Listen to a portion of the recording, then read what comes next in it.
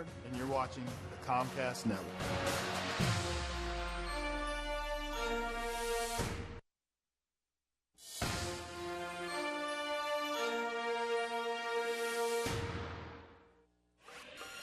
The power and force was missing from the heart of the Phillies lineup for the first half of 2012.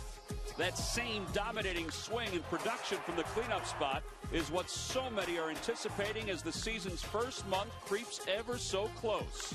It was a big piece missing from the puzzle, and the big piece will be there from the start.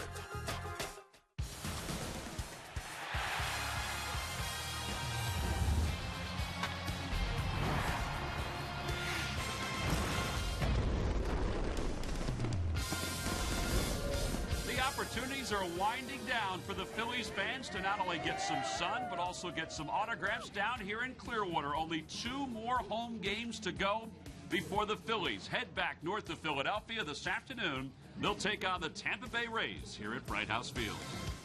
Hi, everybody. I'm Tom McCarthy, joined by Chris Wheeler. What a spring it's been offensively for the Phillies. Now, pitching staff-wise, they've gotten roughed up a little bit, but that should tighten up as the week moves on and the season gets underway. But optimism abounds because of the big piece in the middle. Oh, that's great, Tom. This time last year, of course, he couldn't even play in spring training.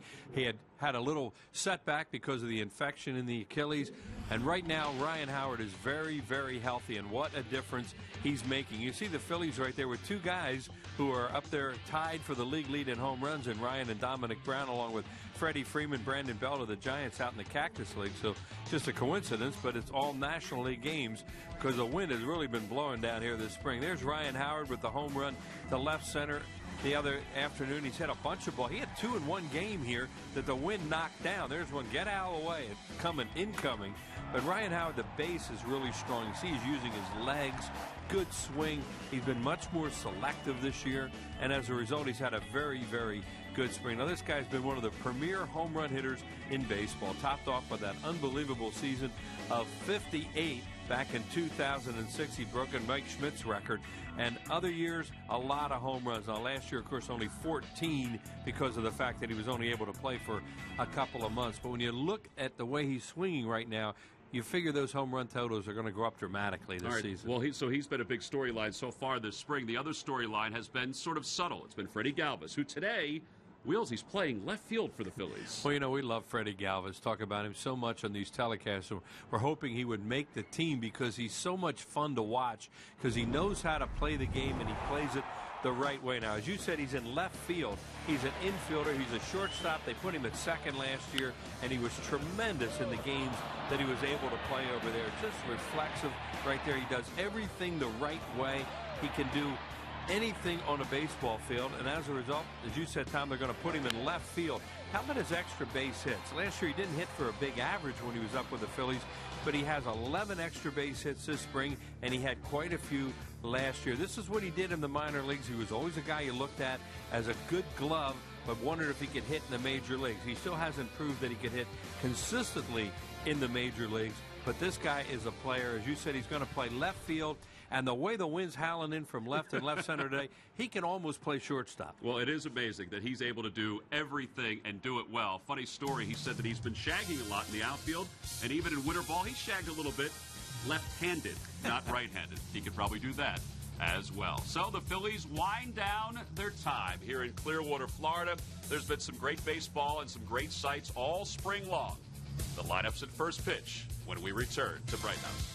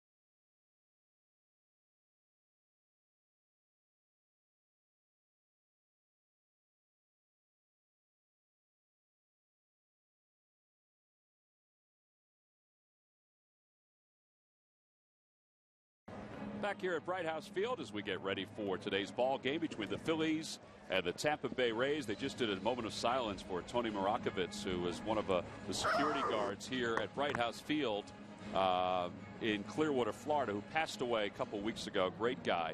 And they just did a moment of silence prior to the start of today's ball game and the national anthem here in Clearwater. They also presented some spring training awards before the ball game. Not only did they present the Bill Giles Award for outstanding achievement during spring training to Jesse Biddle, Phillies' former #1 pick, but they also presented the Larry Rojas Award to Edgar Duran, a very fine player in the Phillies farm system. Duran last year hit .253.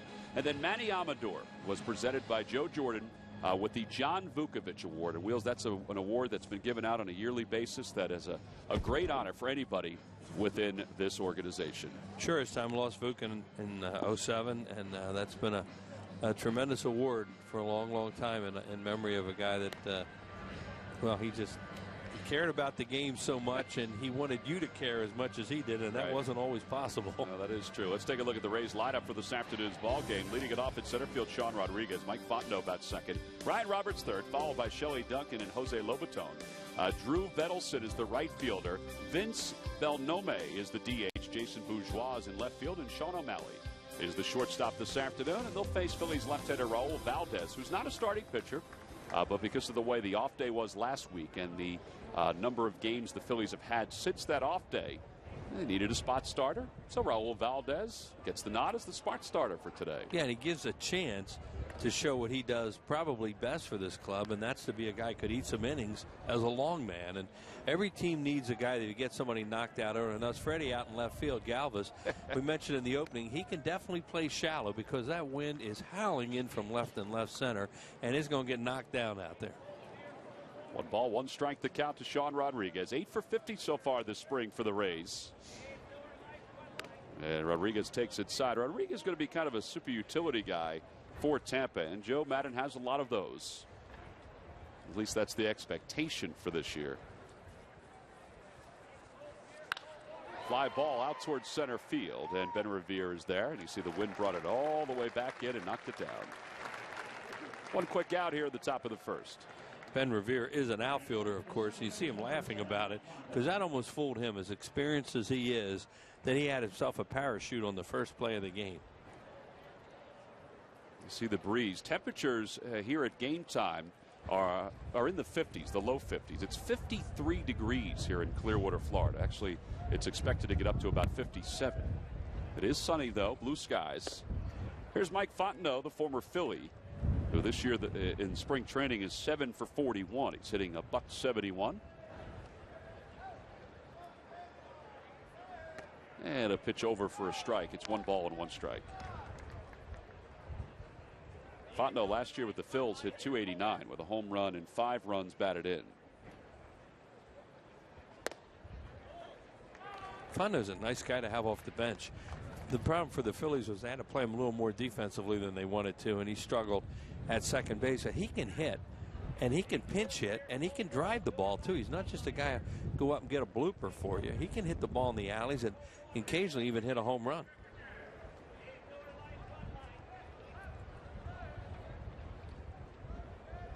Good off-speed pitch, swung out and missed. 2 outs here in the first inning. One of the things we talk about with Valdez all the time, the way he gets swings and misses. Now that's a pretty good slider to a left-handed hitter, and he got Fontenot to pull off. You see his shoulder and hip exit quickly right there, and now you can't get to that thing that's away from you when you pull off like that.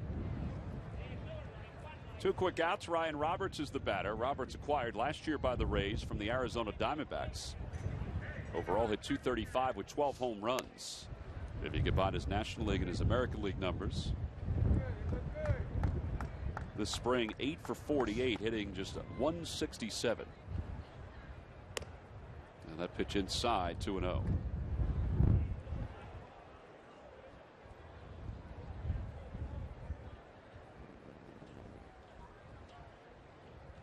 Folks wonder about Raul Valdez and what his role will be with the Phillies if there is one. It would be as a long man more than anything else.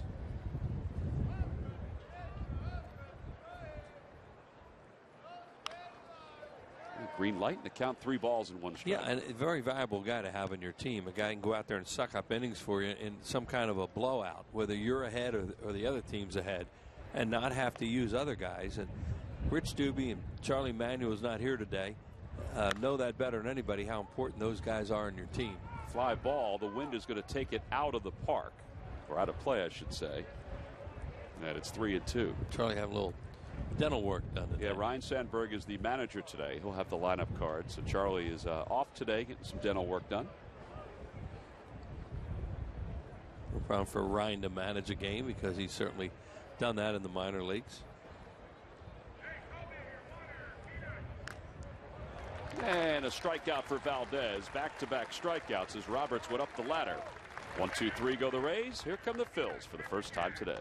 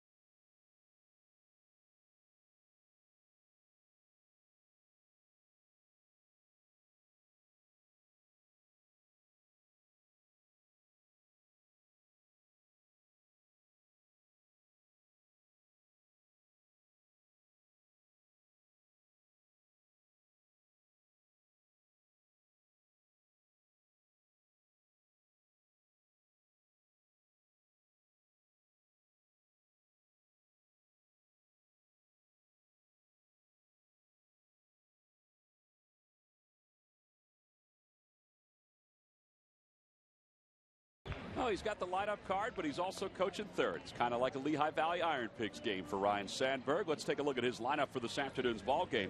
Leading it off in center field will be Ben Revere. Jimmy Rollins, the shortstop, bats second. Chase Utley third, followed by Ryan Howard and Dominic Brown. Kevin Franzen, the third baseman, hits sixth. Pete Orr, the DH, bats seventh. Freddie Galvis in left field hits eighth, and Humberto Quintero makes the start behind the plate. And he'll bat ninth. And they'll face right-hander Roberto Hernandez. And if you're sitting there wondering, is that the relief pitcher, Roberto Hernandez? Well, no. It's the starting pitcher, formerly known as Fausto Carmona. Got that? I got it. Yeah, and he's still a sinker baller, whether he's Fausto or Roberto. Yeah, something happened down there. He got into a little problem in the Dominican Republic and went back, did some background stuff, and found out that he was actually older. 3 years older. Right, and a lot of guys are trying to do that at one time. Hey, it's a great way to get off the islands, to get in the major leagues. So, you know, they were doing those kind of things, and he had changed his name, too. But now everything's back to a comfort level for him that he is who he is. And they like him, too. They think he has a chance to, pitch in the major leagues again because of that heavy sinker. Yeah, he hasn't had a bad spring. He's appeared in 6 games, as you saw, 0-1 with a 3.00 ERA. Ben Revere leads it off, and he takes a strike. Revere's had a good spring, 23 of 71, a 3.24 average. He has scored 14 runs, 6 triples, 5 doubles. And he chops that one to shortstop. Here's O'Malley. Has to hurry the throw and just barely gets him. Great the way he puts pressure on infielders. They have to make the perfect play, especially if he hits it to the left side like that to a shortstop. He'll get out of the box so quickly that if they don't make a perfect play and bobble it at all, just a slight hesitation, Ben's going to beat the play, and he will give you 90 feet all the time. Look at that. So O'Malley throws out Revere. Here's Jimmy Rollins. Rollins 6 for 21 this spring. Phillies regulars played yesterday in Dunedin against the Blue Jays. It was not a particularly good day for John Lannon, and he said that after the game. Blue Jays were hammering one ball after another.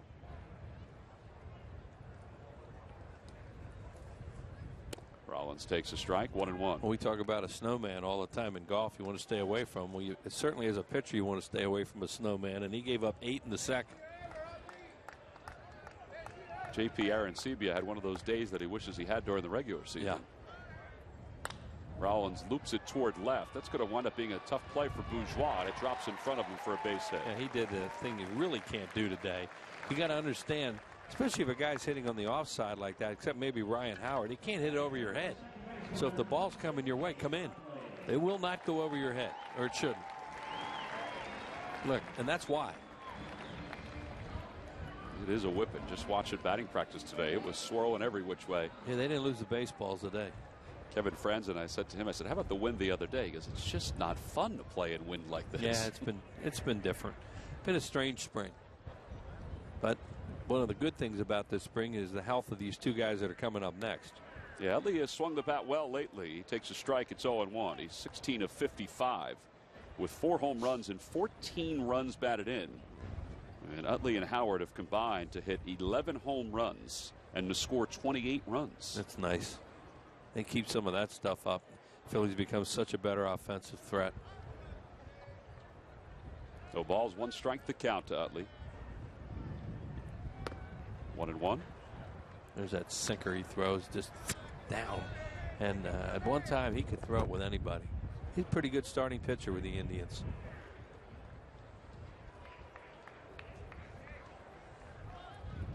Fausto Carmona is what he was known as before, and in 2007 when he had that name he was 19-8 with an ERA of 3 in the American League.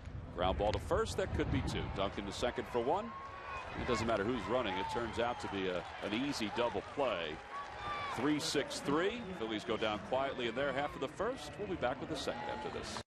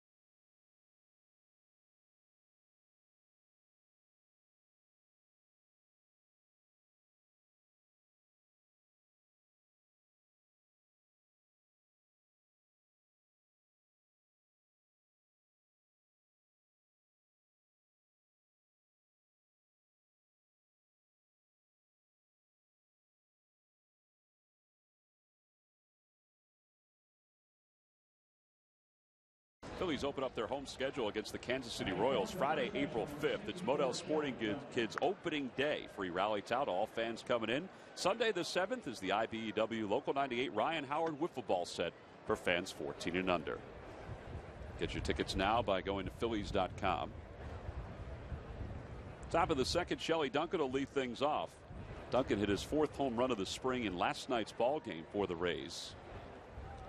The Rays did not bring many major leaguers with them over to Clearwater today. Part of the reason is because we're late in the year and they had a night game last night, not to make excuses for them. Check swing. Did he go? No.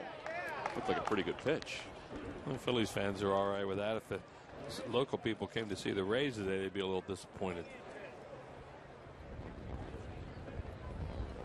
1 ball, 1 strike the count to Duncan. He had a home run here last time they were here. Good luck today. Should say last night was his 5th home run. His average at .234 with 10 runs batted in, trying to make the club out of spring training. He hits it foul, and it's 2-2.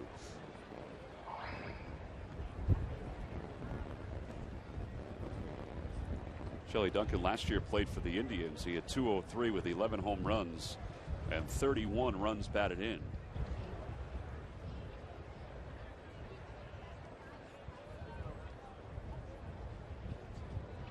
Swing and a miss. Good movement on that pitch. A little late break on that slider. 3 strikeouts for Valdez. One away. Jose Lobaton coming up. Let's check in with Greg Murphy. Murph. All right, T-Mac. Well, you know, you were watching the Phils and the Rays play today, and I think if you ask folks around Major League Baseball who have been the most successful teams over the last 5 seasons, most people would probably say the Yankees and put the Phillies on that list. But take a look at this. There are the Tampa Rays on that list as well, the 3rd most wins over the last 5 seasons. They have really done a nice job building up this franchise and being consistent and getting the wins. You see just 7 wins behind the Phillies over the past 5 seasons. But I said to the guys in the office today, as good as this team is this year, a lot of people aren't even talking about them in terms of an AL East run at the title, and that's because the AL East guys are so good, and we saw that with the Blue Jays yesterday afternoon, did we not? I think the Jays are the team to beat right now on paper, but you know, I think the Rays have a really nice opportunity with their staff, even though they don't have James Shields. They still have a pretty good pitching staff. I think they'll compete for the title.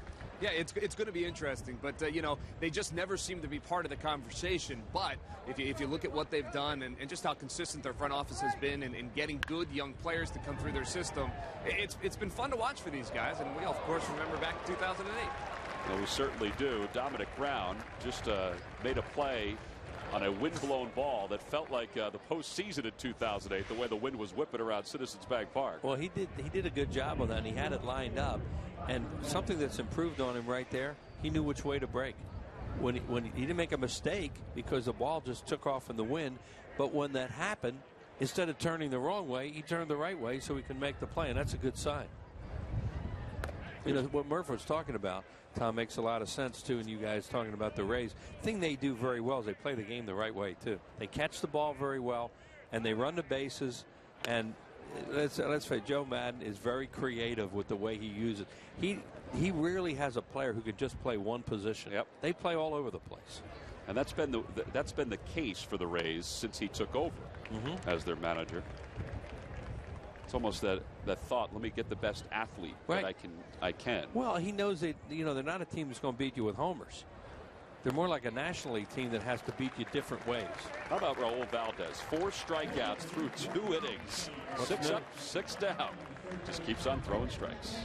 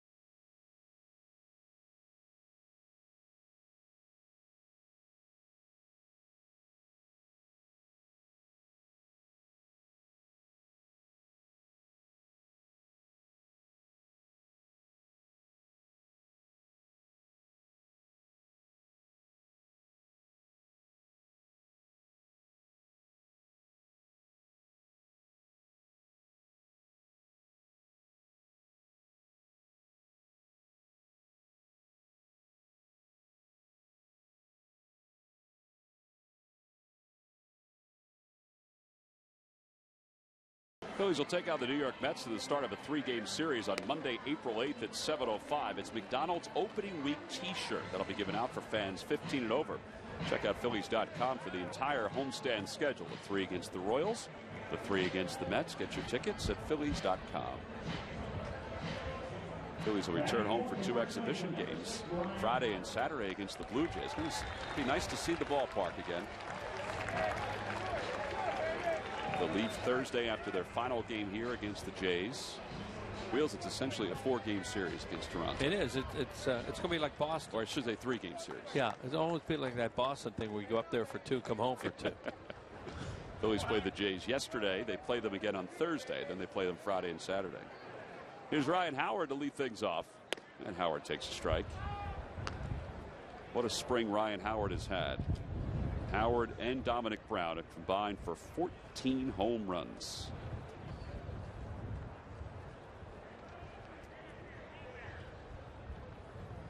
Outside, 1-1.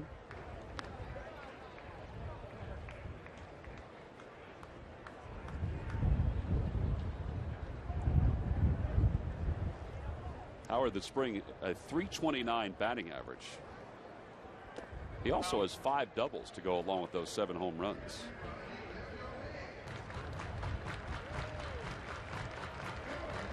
We worry so much about the offense, Wheels. The other thing he's been doing pretty well. He's been fine over at first base. Yeah, he has. You know, he's never going to be a guy that's lightning quick and do all those kind of things.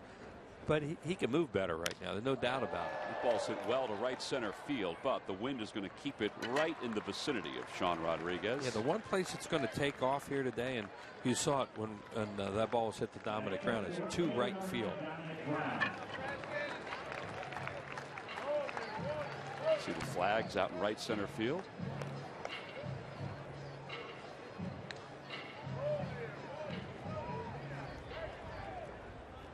Dominic was hitless in yesterday's ball game. His average at .354.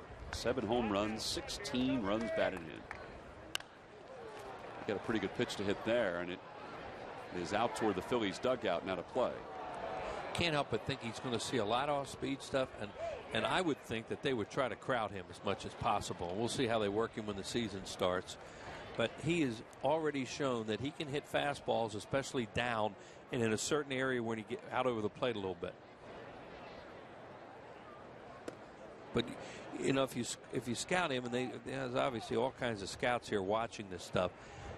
To me, off speed and then crowd a guy like Brown towards his hands would be the way to try to get him out, and then see if he can adjust, and hopefully he will. Try to check. They appeal. Yes, he did, says the third base umpire. Pretty good sinker that he laid off.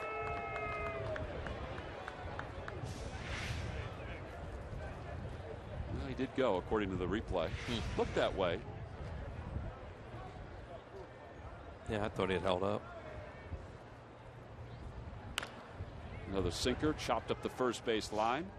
I like the way he's running the ball out this spring. You know, that may not be a big deal, or you say you should run the ball out, but he didn't. He didn't always do that, and you know, they had to get on him a little bit about it. He has to keep doing that, because even if you make outs, run the ball out to first base, and you'll impress people. Now, you don't want to run hard to first base on a lot of outs either, because they won't impress anybody. But nowadays, they don't run the ball out a lot of guys, and that's good to see. Kevin Franzen the batter, and Franzen takes outside. Now, with Yuniesky Betancourt being released from the organization, it does seem like Kevin Franzen and Freddie Galvis will be the utility guys for the Phillies this year. Kevin had a solid second half last year, .338 with 2 home runs. The ground ball, that one foul up the third base line.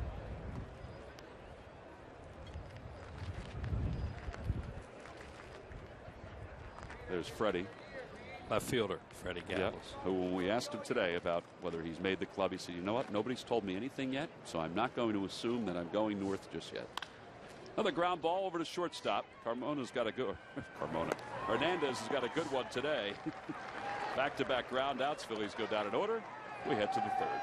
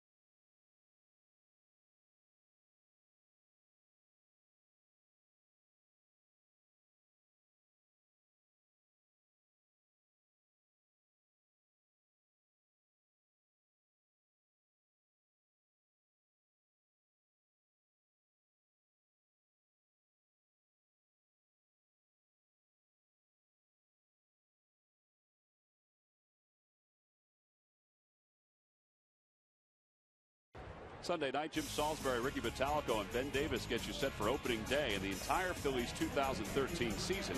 Watch Phillies Focus Sunday night at 10:30, only on Comcast Sportsnet. On to the third we go. It's the Rays nothing, the Phillies nothing. Vince Belnome will lead it off for the Rays. The first pitch is strike, and that's exactly what Valdez has done, really out of the chute. Just keeps on throwing strikes. Worst game he had last year is the game they started him.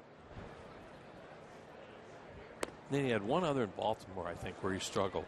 But for the most part, this guy went out there, did just what he's doing today, and he gets an abnormal number of swings and misses with his stuff, at least in my opinion. There comes the 0-2 pitch. And another check. They don't appeal. It's 1-2. You watch guys, when major league hitters, now they got a lot of minor league hitters today, but when the major league hitters swing and miss a lot, something's going on. Because they don't do that. That time he may have gone. Nope. He checked according to the third base umpire. So it's 2-2. He has a good slider this afternoon, using it very effectively. 32 pitches, 18 strikes, 14 balls. And there's a called strike 3. 5 strikeouts for Valdez. Well, that's what he'll do, too. He's throwing all those sliders to that guy. And then all of a sudden he goes, well, let's sneak a fastball by him because he's looking breaking ball. Hitter's going breaking ball. Oh, no, it isn't. It's too late. Oh, one away. And Jason Bourgeois is the hitter. Belnome is from Coatesville.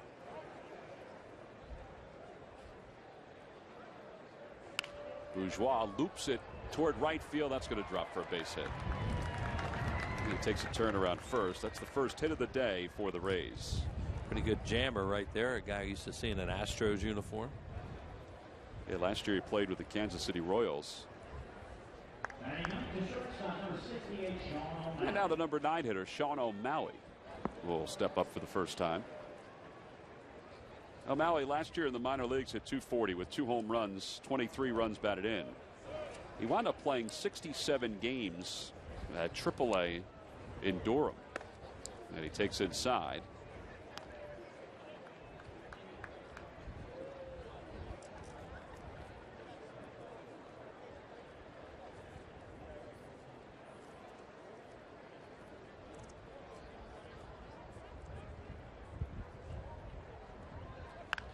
Popped him up.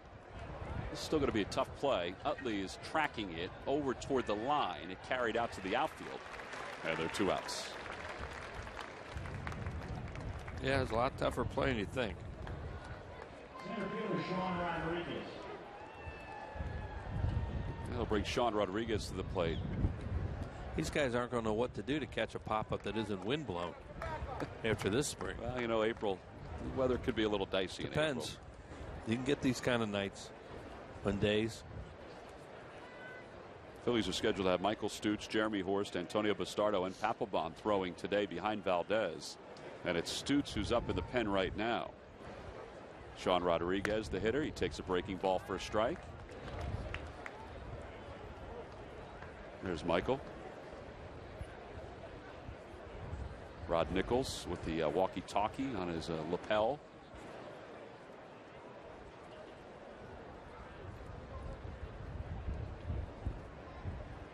Swing and a miss. 0-2. Another one.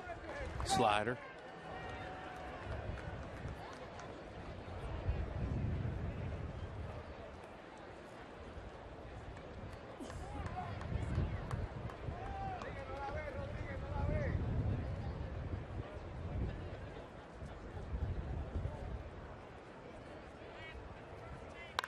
Line drive toward left field. Galvis will get his first opportunity. There's nothing he can do about that one. It's going to the wall.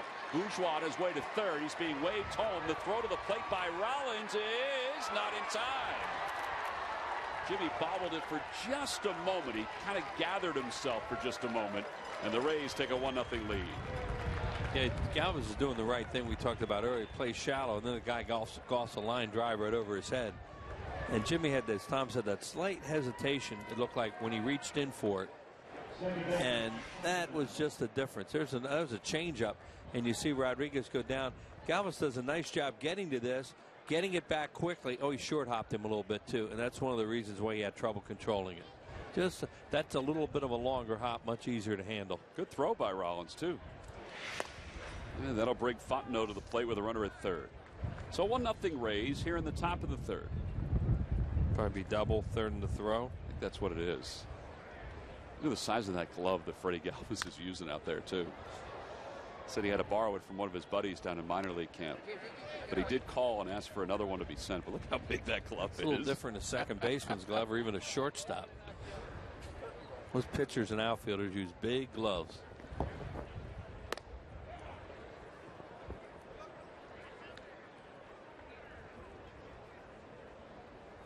Bourgeois, I remember him with Houston, how he could run, and you could see it there, especially with 2 outs.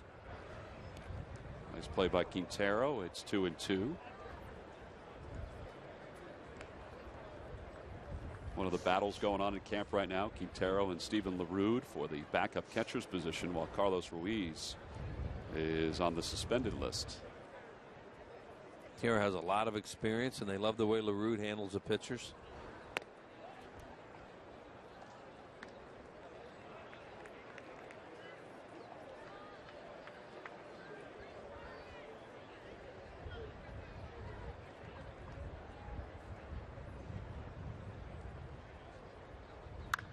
Fly ball out toward left field. Galvis over toward the line, battling the wind. It's a foul ball.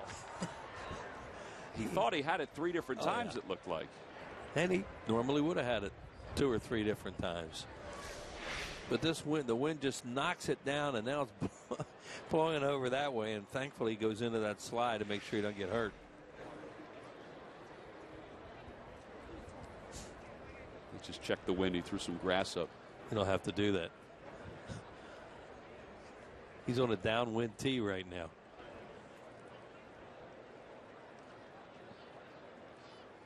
Check swing. That one's over toward the Phillies dugout. And it remains 3 balls and 2 strikes. Fontenot struck out his first time up, so he's 0 for 1.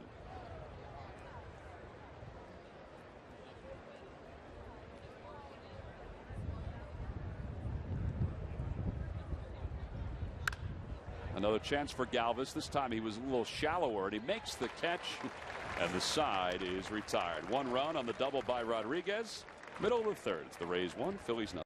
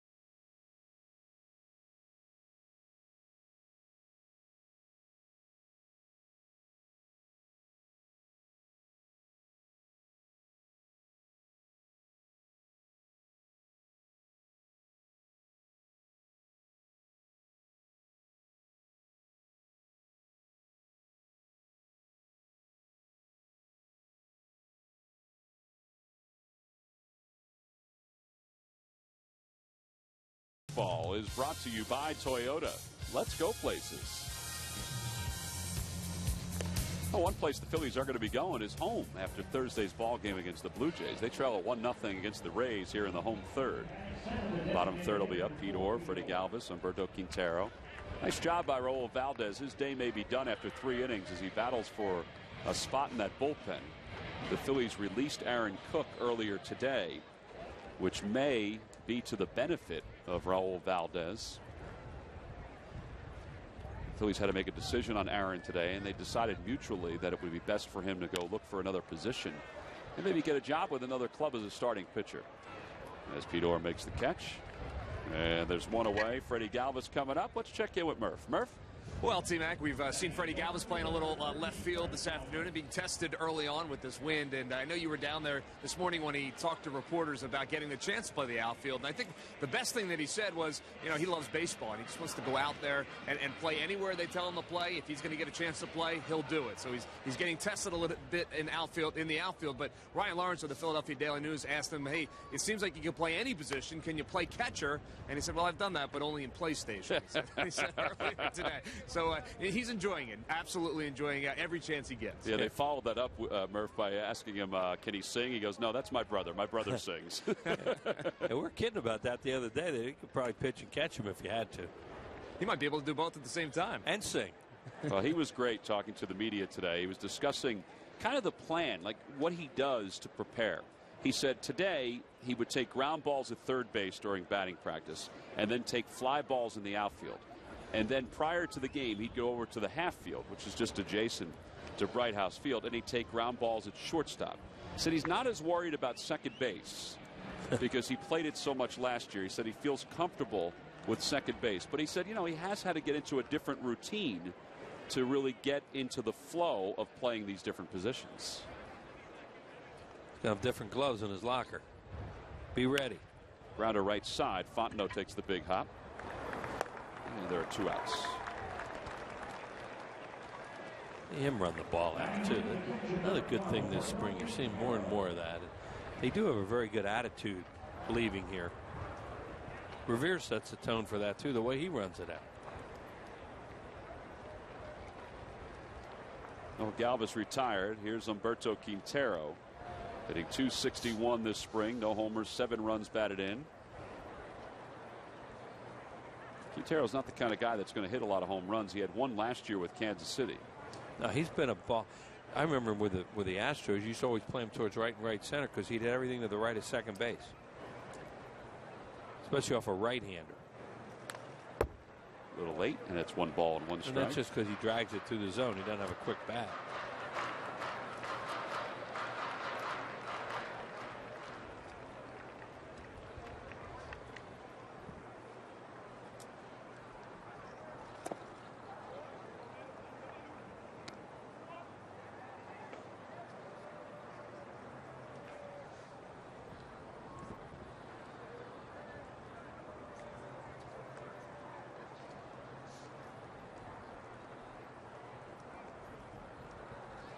Ground ball towards shortstop. There's been a lot of that so far for Hernandez. Phillies go down in order once again. They've had 1 hit through the lineup as we go to the 4th. Are you set to go?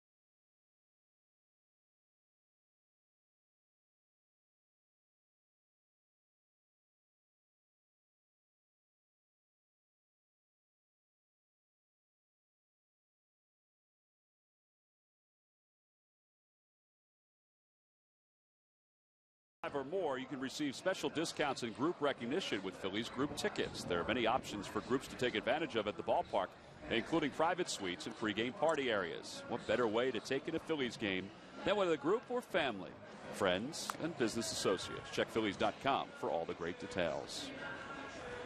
3 in the books. We go to the 4th. And Michael Stutz will take over in front of what's going to be another sellout here at Bright House Field. Michael, 9 games so far this spring, 0-1, an earned run average of 8.10. 8 strikeouts in 10 innings of work. And he'll take over for Valdez, who went 3 innings, allowed a run on 2 hits. No walks and 5 strikeouts. Not a bad outing. Thought he had a good breaking ball that he threw. One pitch got away from him. The double that was just rifled and had the right guy on base. Well, he said he had 5 strikeouts, and here we go for Raul Valdez. Sarge, this is what you're talking about. A lot of movement. Well, just in control of his pitches. And you can tell guys that know what they want to do, know exactly how they want to throw to different guys.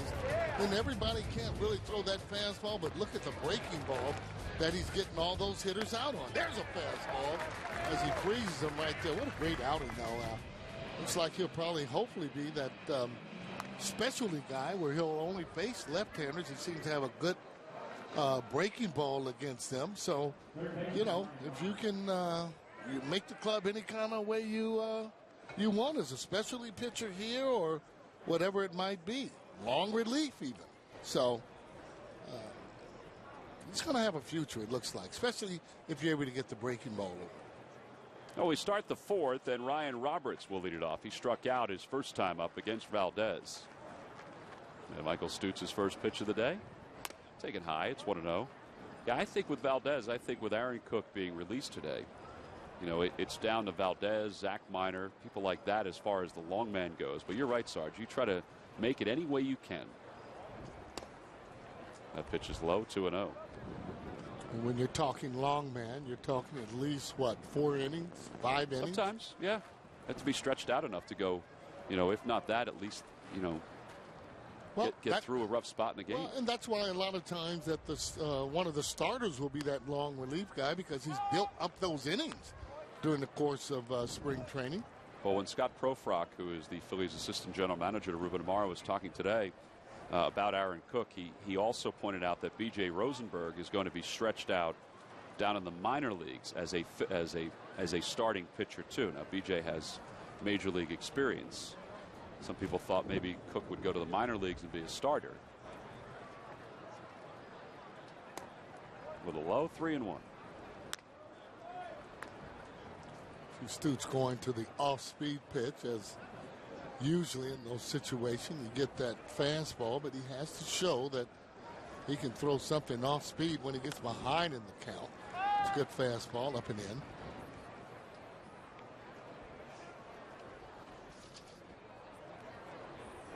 Shelley Dunkett on deck.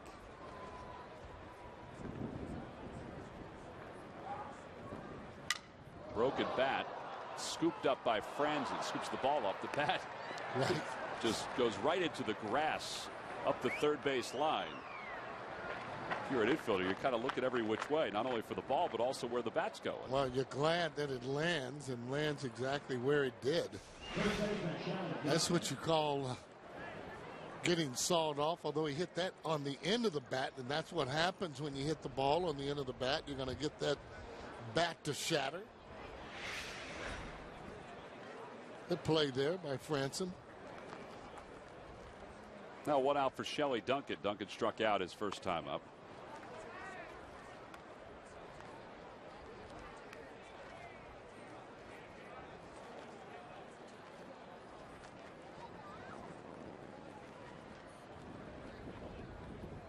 Outside, and it's 2-0.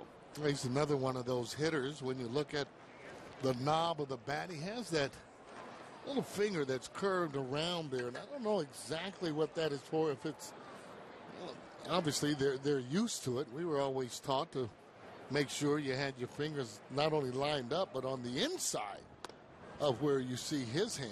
Yeah, I would think that's really uncomfortable to hold the knob like that. There's some guys that even put their ring finger on that hand on the knob, and the pinky kind of floats around. Yeah, and he's done one thing very well, though. He has those knuckles lined up the way that you want.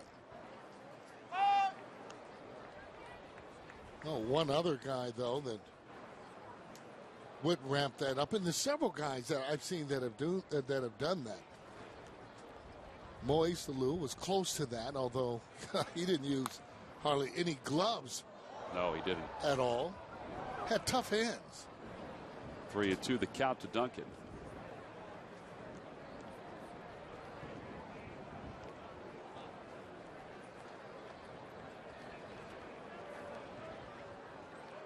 We're going to have to ask one of their hitting coaches why hitters do that today. Another foul ball, and it remains 3-2. So as a hitting coach, it's not something that you would promote, or would you just allow them to just be whatever's comfortable? I would let him do with what he wants to do as long as he's making solid contact. I mean, there's no really absolute. You give the guys certain keys to try and maximize their ability to do as well as they possibly can. Inside, just missed, ball 4, and it's a 1-out walk. Catcher Jose Lobaton.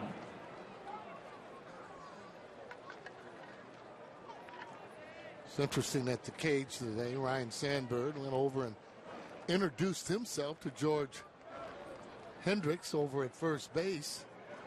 And George politely said, Rhino, you don't have to introduce yourself to me. I know who you are. There's Lobaton to fly out to right his first time up. I'm surprised they had never crossed paths before. No, not at all. George started telling the story on how he should have patented that look on pants all the way down to the ground. He's the guy that is responsible for all the players that you see nowadays that are wearing their pants fully all the way down on their shoes. Out towards shortstop, that might be 2. Rollins steps on the bag, throws to first, and it's a 6-3 double play. Rays go down quietly in their half of the 4th. On to the bottom of the 4th we go, and George Hendrick will.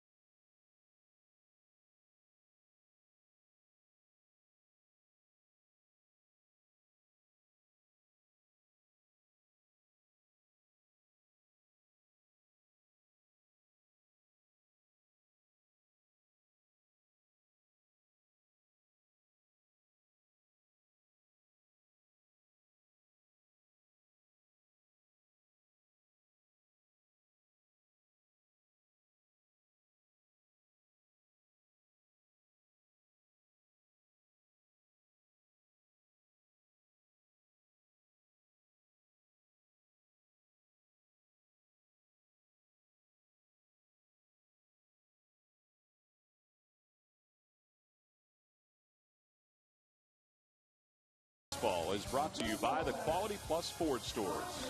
Go further. Well, we go to the bottom of the 4th inning here in Clearwater. Top of the order is due up for the Phillies against Roberto Hernandez. Well, it's not as cool as it is back home, but it is a cool afternoon here in Clearwater, Florida. The Phillies will be on the road tomorrow in Lakeland to take on the Tigers, and then on Thursday they'll be back here to wrap up their Clearwater schedule before they head home for 2 games, Friday and Saturday. There's been a lot of that where folks have brought blankets. They've had to wear jackets here this spring. But the sunshine does feel good. Yeah, well, better days here than it is in most other places, even if it's in the 60s. Absolutely. I mean, how can you complain about that? I don't mind this kind of weather. A little light jacket. Then Revere takes a strike. It's 0-1. Jeremy Horst throwing in the bullpen.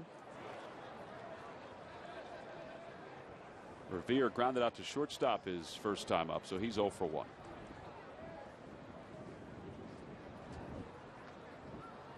Ground ball to first.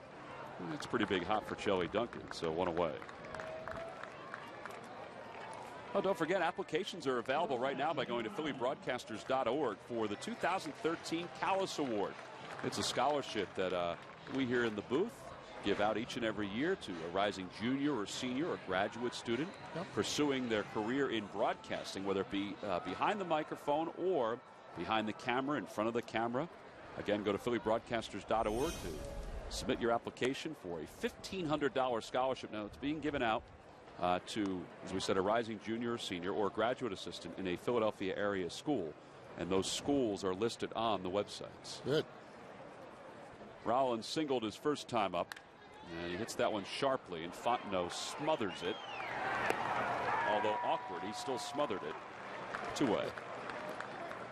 Just making sure that ball doesn't get through.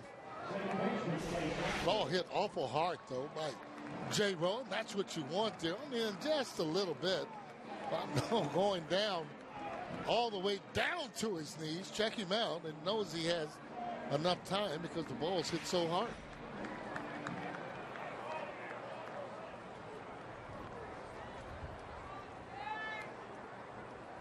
Not no more of a utility player. He can play third base. Haven't seen him play shortstop, however.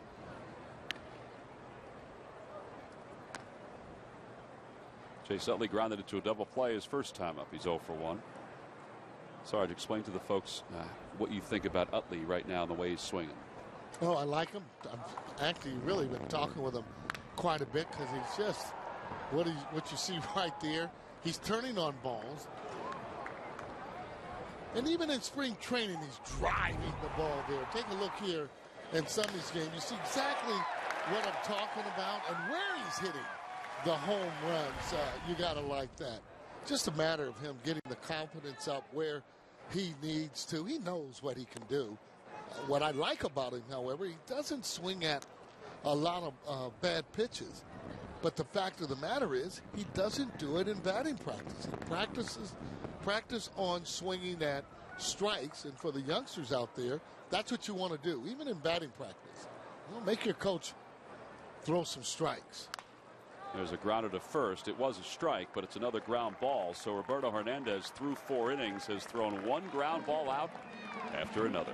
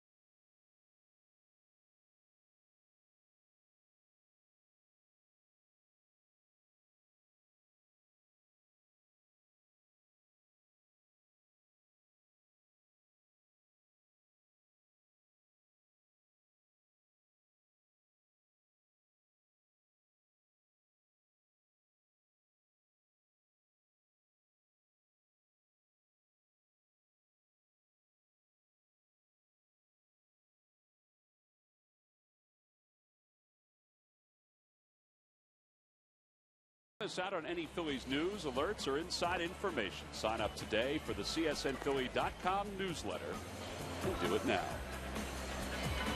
Start of the season is just around the corner. Phillies will open up in Atlanta on Monday.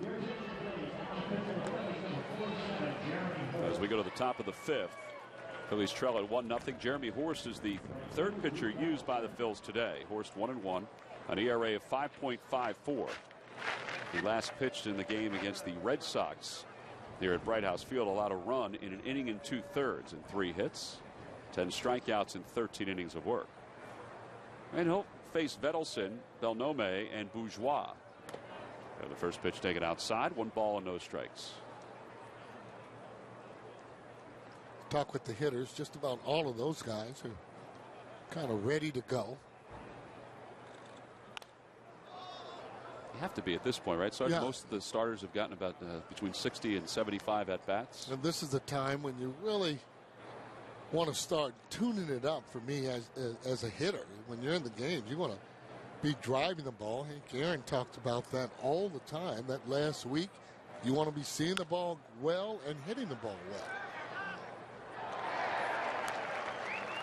Well, I would think from an offensive standpoint, the Phillies have to be pretty pleased with what they've seen so far this year. Pleased at what they've seen, knowing that they can score runs. Important for them to get off to a good start early on if you can. In particularly there, Ryan Howard, you know, if he starts off hot and starts to carry the ball club, it just becomes contagious. We've seen him before where he's able to just carry the club where nobody else is hitting. And look at Dominic, seems to be coming into his own. There's a liner toward left center field. That's going to be a base hit. Revere cuts it off. Vedelson stops at first. Good job by Ben Revere. So a leadoff single here in the 5th. That'll bring Vince Belnome to the plate. Let's check in with Greg Murphy. Murph? Well, guys, you'll remember on our last broadcast, we were celebrating an anniversary. And, of course, that was the anniversary back in 1981 on March 25th that Sarge Matthews became a member of the Phillies family. Well, we're here to celebrate another anniversary today because 3 years later and 1 day later on March 26, 1984, Sarge, you know what happened that day? Yeah, we were tired of each other again. I asked you to leave. so they decided to ship me out of here again. And, that's right. You know, thanks to my good buddy Chris Wheeler, he kind of let me know what was going on today. And I tell you what, though, I wouldn't have known at all, Murph. This was 1 day prior to that I was actually traded again. And as usual, you know who got the benefit of the trade and the deal there, Tom. The team that got you. That's right. No doubt about boy, it. Oh, boy. So March 25th, Tom, we were, blessed with his presence. And then on March 26th, 3 years later, they asked him to step out of the picture. That was kind of, I didn't realize that. I guess I had forgot, but that was kind of late in spring training that you went to the Cubs. Actually, it was like the last week. The Cubs were actually playing like the Bad News Bears, and Bobby D was actually getting ready. Bob Denier was getting ready to go to the minor leagues. Lo and behold, being traded, he ended up winning a Gold Glove that year with the Chicago Cubs. Now, Dallas Green was in Chicago as the general manager. Yeah. So he wanted to bring you to Chicago. Right. How did you feel about the trade at the time? Well, after I got there, I told him, what took you so long to get the deal done and coming there? But you know what? A little different where in Chicago, obviously, you just got to go on and you don't go out there in that city a lot. What you do, though, you go to a lot of happy hours as opposed to drinking late at night. The players coming in, they're the ones that actually have the problems because Chicago is such a great city. It is a great city, and back then they were playing all-day games. Yeah. Oh, yeah. All-day games all the time. You got to get your rest if you're going to get any hits. Well, and you wound up going to the postseason in '84 with the Chicago Cubs, so it did benefit you. There's a foul ball off to the left. By the way, Vedelson just went to second on a wild pitch. Humberto Quintero just couldn't find the ball once it got through. Yep. Again, you need to make sure you just get down and block it in front. If you can do that and keep it in front, that runner's going nowhere. All right, Murph, do you have anything in store for Sarge for tomorrow? Did anything happen on the 27th of March at any point in his life? I'm going to search through his briefcase and see if I can't come up with something.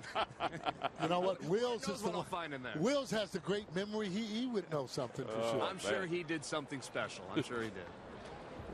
Back towards second. That'll get the runner over to third. Utley stays down on it. And Belnome is retired. One away here in the 5th. Yeah, that's pretty big there. And good job, however, being able to pull the ball and get the runner over. Possibly could have been a double play ball.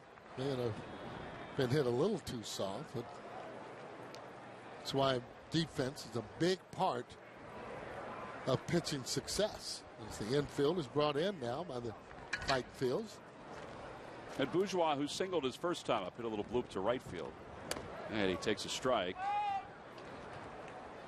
Quintero was thinking about throwing behind the runner at third.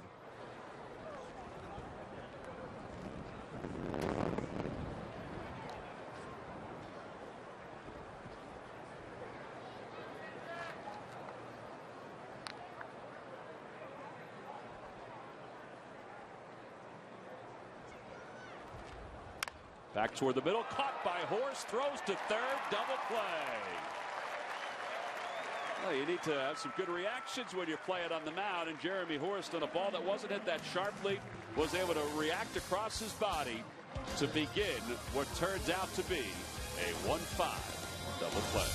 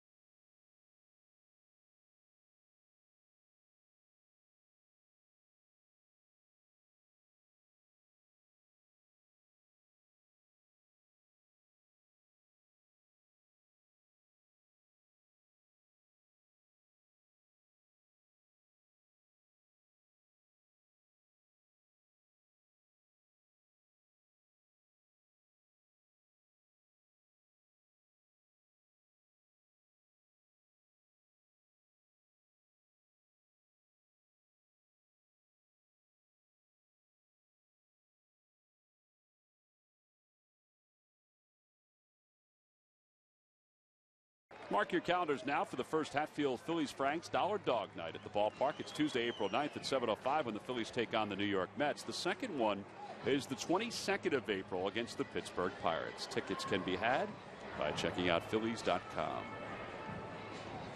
Bottom of the fifth, 1-0 Rays. Double play just finished up the top of the fifth. And now Ryan Howard will face Roberto Hernandez, who's thrown only 35 pitches through the first 4 innings of today's game. Yep, thrown a lot of strikes. There's a ground ball down the third base line. Howard is aboard. He'll stop at first. No, he doesn't often do that. As the ball gets away, Howard didn't realize it right away, but it was backed up nicely by Vedelson. Yeah, that's a play. However, you gotta keep your eye on the ball, even if Ryan is going back to second. And that'll be a lesson for him, because by the time that coach tells you to go, it is too late. Take a look at this. He can do this all day long, by the way. Nobody ever on that left side. Now, this is going to be a pretty good throw here, and speed makes him get there. Now, you keep your eye on the ball. Just because of that, he would have been able to walk over there. But by the time you turn around and look at it, it's just too late. Yeah, give Vedelson some credit, too, for coming in to back it up in right field. It went through 3 different fielders before it hit the tarp. Well, I got to tell you, any time that ball is hit the outfield position, you have somewhere to go. That ball's hit pretty well to the alleyway in right center field. It's going to take a hop off the wall. Howard hesitated just to make sure it wasn't caught. So he'll stop at third. It's a double for Brown. And the Phillies have second and third with nobody out here in the fifth. And you hear us say this often, on a different day, that ball's out of the yard. Yeah, well, he continues to blister the ball, does the same thing there in batting practice. That ball there, and you know it's an automatic double anytime it's in that spot. Now, the difference in the speed, if that's Ben Revere, he's kind of trotting in to home plate. But you like this situation, second and third, nobody out. Well, the first baseman Duncan's in on the grass for Franzen with Howard over at third, Brown at second. Franzen grounded to short his first time up.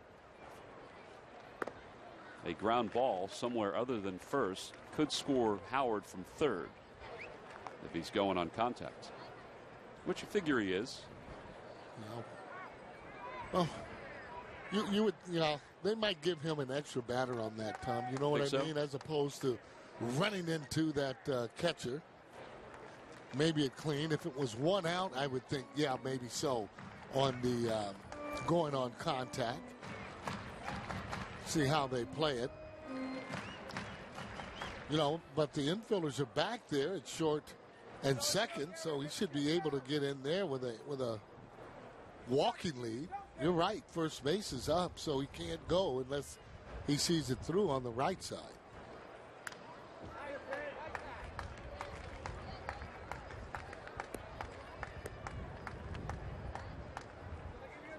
Ryan Sandberg, who's the manager today, over in the third base coach's box.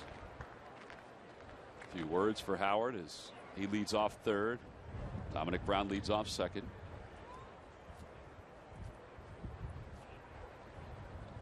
Over to first base, diving, stopped by Duncan. He's coming home. No, he couldn't get out of his glove, and Howard slides in safely. Franzen's out at first, and the Phillies have tied this ball game up at 1. That's a good play. Obviously, that's going on contact, I would think. Other than that, Ryan may not score. Give him credit. Take a look at it and see whether or not, and he was coming. Duncan was going to come home, but you're right, couldn't get it out of the glove there. Oh, that's pretty good there. Now, there he goes again. That's on contact for sure. And he does a little bit of a nice slide as he goes by home plate. Well, now the Rays will play the infield in because Franzen's ball not only scored the run, but he got Brown over to third for Pete Orr. And Orr hits it back to the box through the middle, a base hit. Hernandez had it and went right past his glove. Brown scores from third. It's 2-1 Phillies.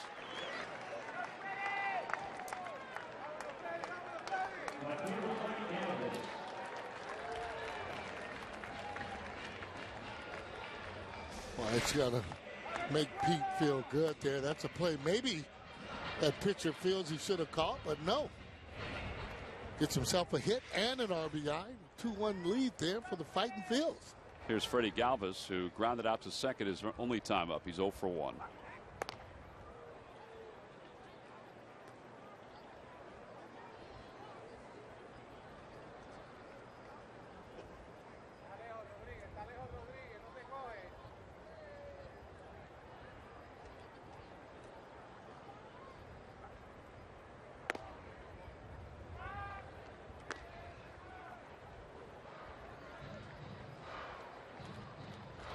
Well, Freddie has been playing a lot of different positions. We've seen him in right field so far this spring. Today in left field. You know he can play third, short, and second. Runner goes. Pitch is hit in the air to right field. Vedelson going back to the warning track. It is gone. A home run for Freddie Galvis. A 2-run shot, and the Phillies lead it 4-1.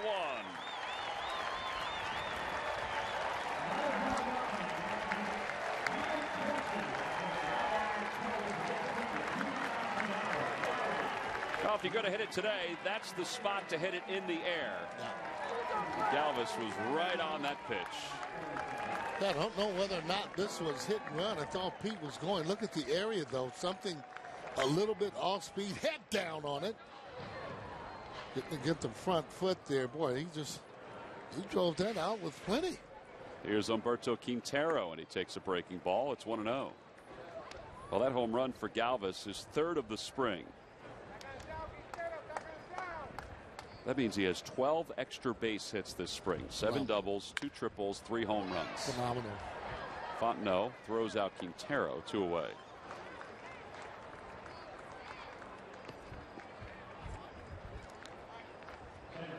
Freddie talking to Steve Henderson. Just talking to Steve the other day. You know, he's had a chance to watch Freddie Galvis all through the Phillies system because Steve Henderson was the Phillies hitting coordinator before he became the hitting coach, and said he could not be happier for the way he's progressed. He said there's a few things that they still are tinkering with that are kind of the final adjustments for him, but he said that he is just becoming a sound major league player across the board.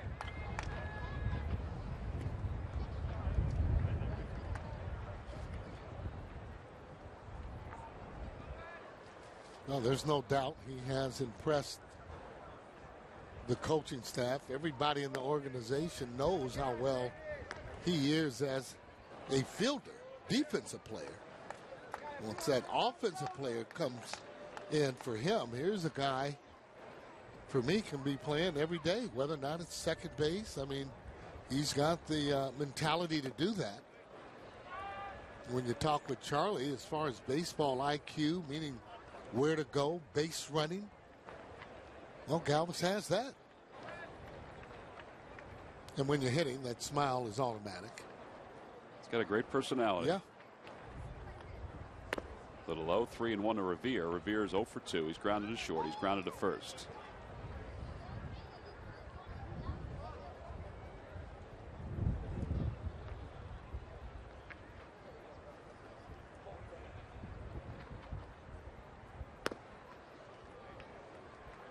And they appeal. No swing. Ball 4. Revere's aboard.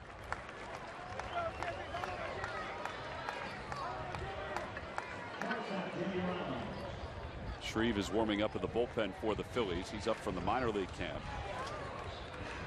That's Colby Shreve.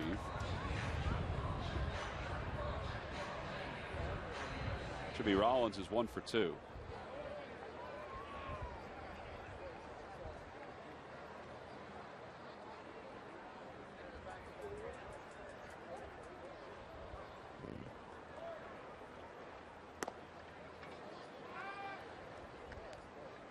Still a running situation there for Ben Revere. You want to keep that pressure on the opposition. The way you do it is by continually running. It's going to have to be a big part of their attack this year. There goes the runner. Pitch is hit foul down the left field line and out of play, and it's 0-2 to Rollins.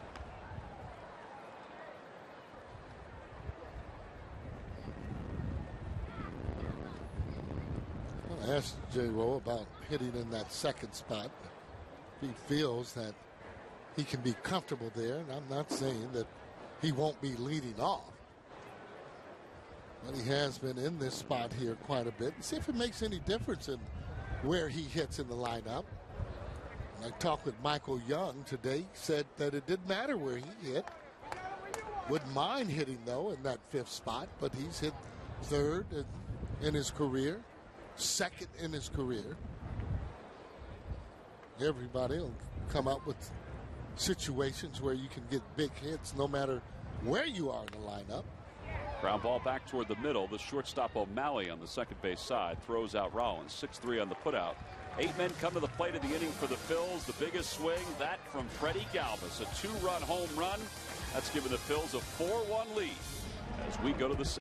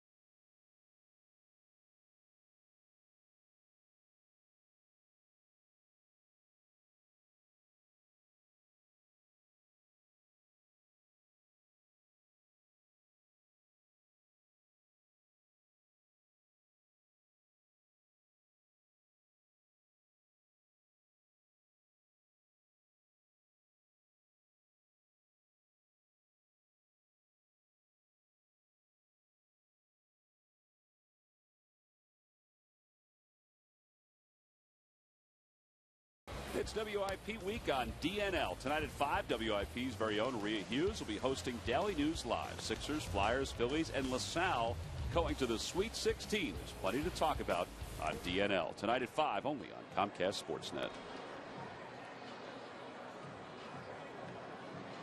4-1, Phillies on top. Top of the 6th inning we go. Jeremy Horst remains in the ball game. And Horst will face O'Malley, Rodriguez, and Fontenot. O'Malley is 0 for 1. He popped out to second. Horst pitched a scoreless 5th. He did allow a hit, but he got a double play. And the first pitch over for a strike. It's 0-1.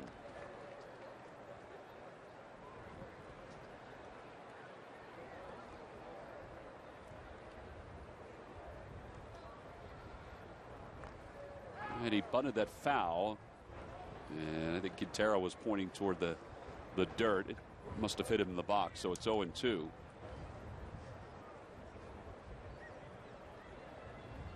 I think Jeremy Horst, despite the one outing this spring when he allowed 6 earned runs in 2/3 against the Orioles, has thrown well. It's a great pitch right there with 2 strikes. You didn't give him anything in the zone. Well, that's a real good point. You get early strikes on any of the hitters, you don't have to necessarily throw a strike to get them out. It's a good indication right there by throwing that ball in the dirt. Hitter a lot of times, most of the times, are a little bit anxious. Therefore, they end up swinging at bad pitches. Here's Rodriguez. He takes outside.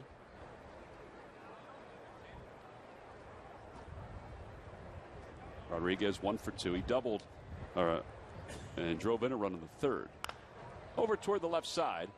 Rollins waits on it. Rodriguez didn't look like he was really running all that hard, and Jimmy's able to throw him out easily. 2 outs. Actually timed his hop. And when you talk about a player being able to get the hop that he wants, now let's see whether or not he's giving it all he has. Well, it's not all he has. You think that's all he has? Oh, not unless he got rocks in his pockets.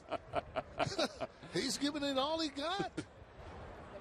Fontenot's 0 for 2, and he takes a strike. It's 0-1.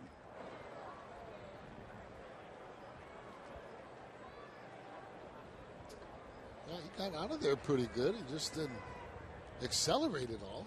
That's what you call that one speed.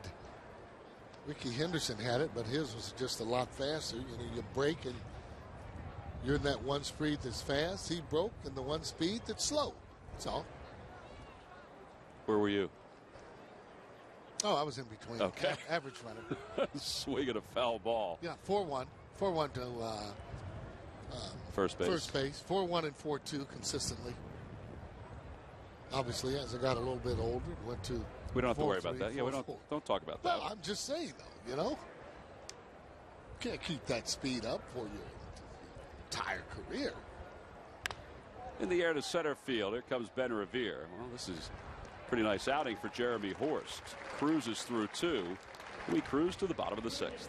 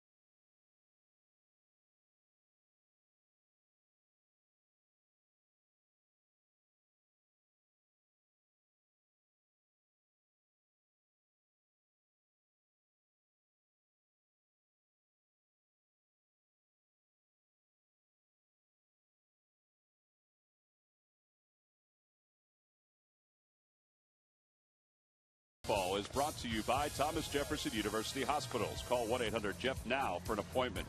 And by Citizens Bank, where good banking is good citizenship. Isn't it time you experience good banking? Last of the 6, Phillies up 4-1. Chase Utley, Ryan Howard, Dominic Brown due up against Roberto Hernandez on a windy day here in Clearwater, Florida. I don't know if the wind helped Freddie Galvis' 2-run home run. That was a pretty good shot. Yeah, I think that ball had a good chance of going out with no wind.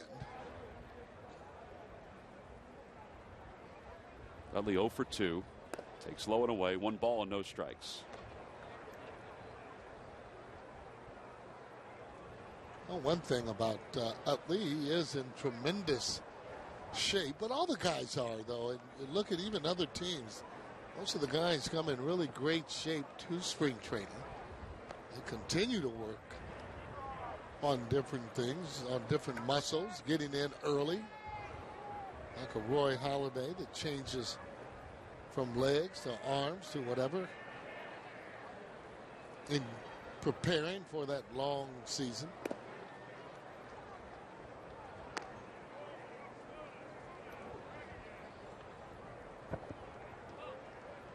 Yeah, there may be ups and downs with his legs, but it doesn't seem like he's had any issues at all this spring. No. I mean, there may be an awkward move here or there, but that's any player. Yeah. Yeah, and if his legs are strong and he's able just to have the confidence, I think we're going to see a lot different player. I mean, obviously, he has the pride, which you got to have. Up the first base line, a foul ball. It's 3-2. That's not a very good swing.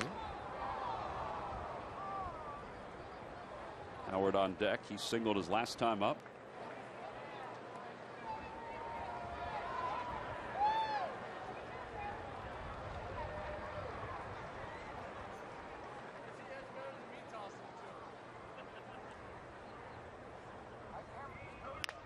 Another one up the first base line. That's a fair ball inside the bag. It wasn't touched by the fan. Utley on his way to second. Here's the throw. Not in time.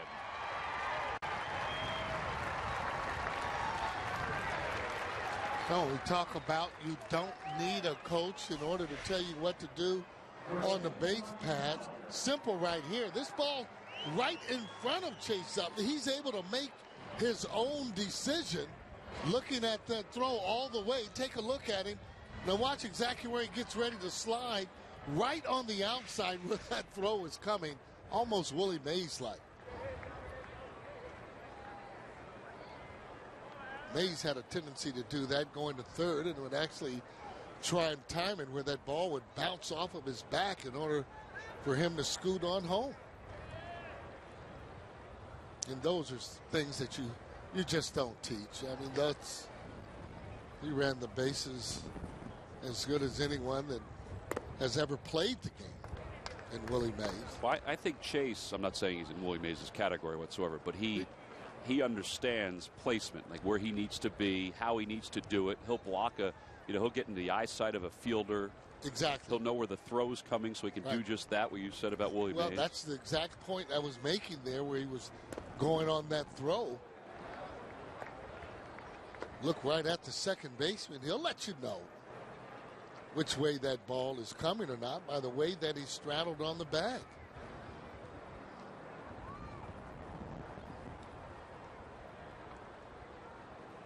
One ball, one strike the count. Utley at second. Nobody out here in the bottom of the sixth.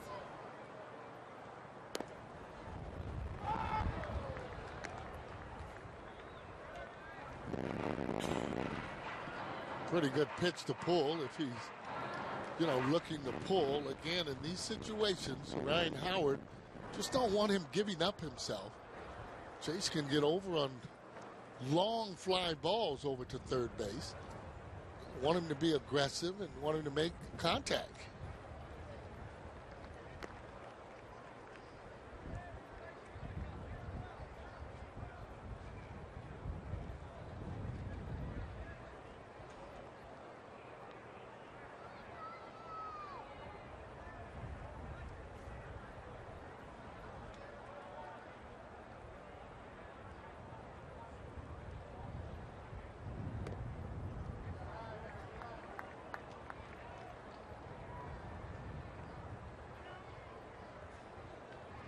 Whether or not he'll give in and give Ryan Howard that fastball that I think that he's looking for.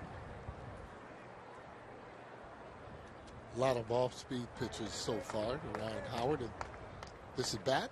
Not a bad idea with first base open. 3-2 the count. And Howard breaks his bat, rolls it, and it's going to be stopped by the shortstop O'Malley. He can't make the out at first. And Howard moves Utley over to third and also gets another hit to the left of second base. I tell you, that's really good. Just making contact And that's what Mike Smith was talking to Ryan Howard during this spring. Making contact when guys are on base, a lot better, as you can see. He gets a hit, moves the runner as opposed to a strikeout that he talked about in the past as being just another out. That's why you make contact, cut down the swing just a little bit in order to do it and get yourself a hit. Rays have to play the infield in with runners on first and third. Nobody out here in the bottom of the sixth. Phillies up 4-1. Dominic Brown is 1 for 2.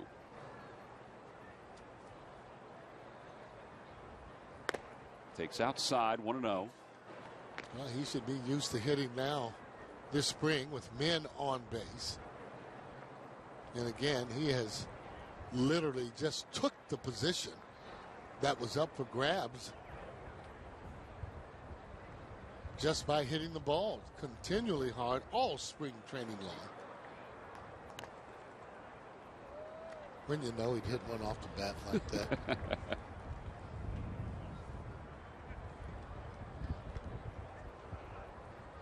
Now, when you talk with the scouts, this is what they were seeing in him early on, being able to turn on fastballs and just a solid player from the left and the right-handed pitchers.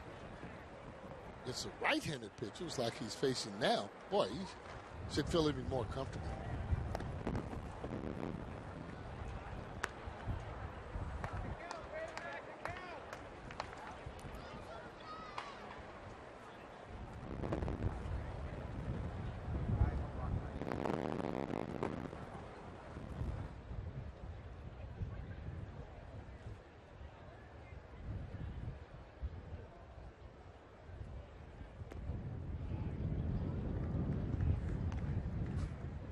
He's scampering back.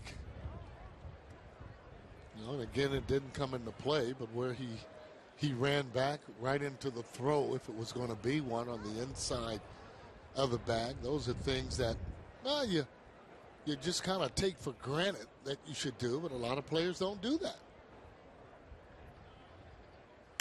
Line drive, base hit to right center field. That'll get a run home. It's going to go to the wall. Howard on his way to third. Brown on his way to second. They'll hold Ryan at third base. It's an RBI double, his second double of the day. It's 5-1 Phillies. Ryan Sandberg reading that play again, making sure that Ryan Howard is not going to be running into any throws at home plate this spring. Take a look here at the pitch. Boy, stays right on it. What a sweet swing Dominic Brown has been displaying. Hits so hard it goes right through the infield. Look exactly where his eyes goes, right down there. There's a man swinging with a lot of confidence. He has another double. Now that RBI for Dominic Brown is his 17th RBI of the spring. So a trip to the mound by Jim Hickey, the pitching coach for the Tampa Bay Rays. Saturday, April 6th, the Phillies take on the Kansas City Royals, and all fans 14 and under will receive the Jimmy Rollins replica Gold Glove Trophy. Compliments of Turkey Hill. Make your plans now. Order your tickets at Phillies.com.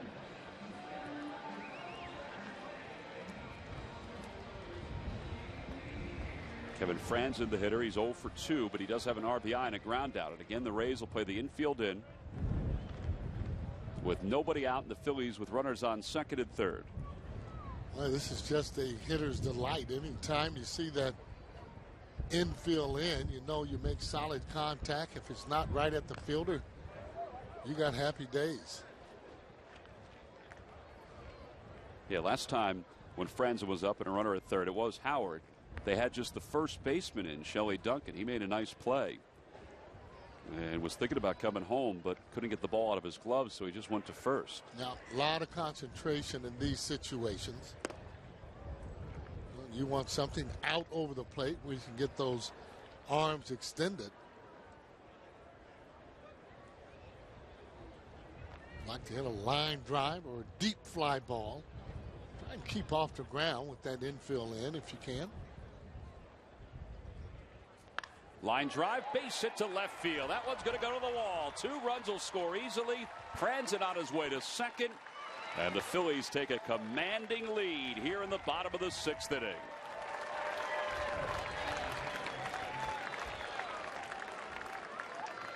Kind of good to see after that shellacking that they took yesterday. Yeah, yesterday was a beat-up. Being able to return the favor, he gives you good at-bats, great at-bats. Fastball coming in, what's he do? Clear the hips. Talked about that before. That bat's going to come right through on the inside as he drives in too. Good hitting. Well, now Pete Orr, who had an RBI single his last time up and a run scored, hits that one in the air down the left field line. It's going to be a tough play. Bourgeois on the run, and the wind kind of brought it back to him. Back to second goes Franzen. Bryce Harper has really been hitting the ball well for the Washington Nationals. 476. Looks like 9 for 9, by the way. 9 for 9. 9 for his last 9? 9 for his last 9. If you're looking for this kid in that sophomore jinx, I don't know. Well, we're going to be hearing from this kid for a long time. He can play the game. He's had himself a great spring.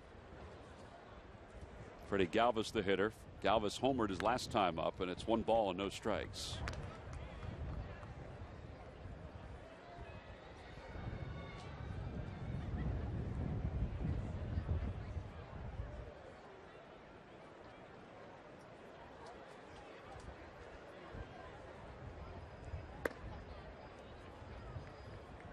You mentioned the Washington Nationals. I know that Davey Johnson's been very confident, it seems, this entire spring. And I guess, you know, they're defending National League East champions, so there should be an air of confidence to him.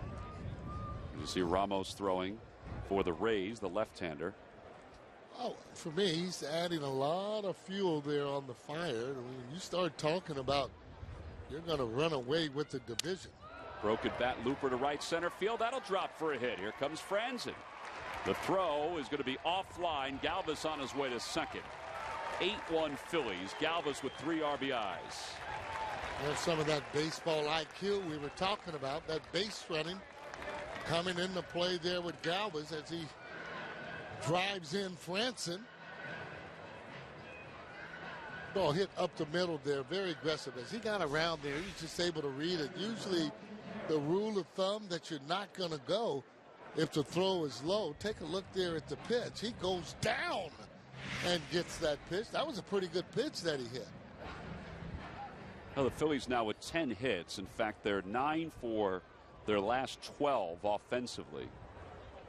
They have 9 hits in the last 12 at-bats against Roberto Hernandez. Well, make that 10 of 13. All right, it's a single to center field. Here comes Galvis. He's going to score. And on the second goes Quintero. And the Phillies are up 9-1.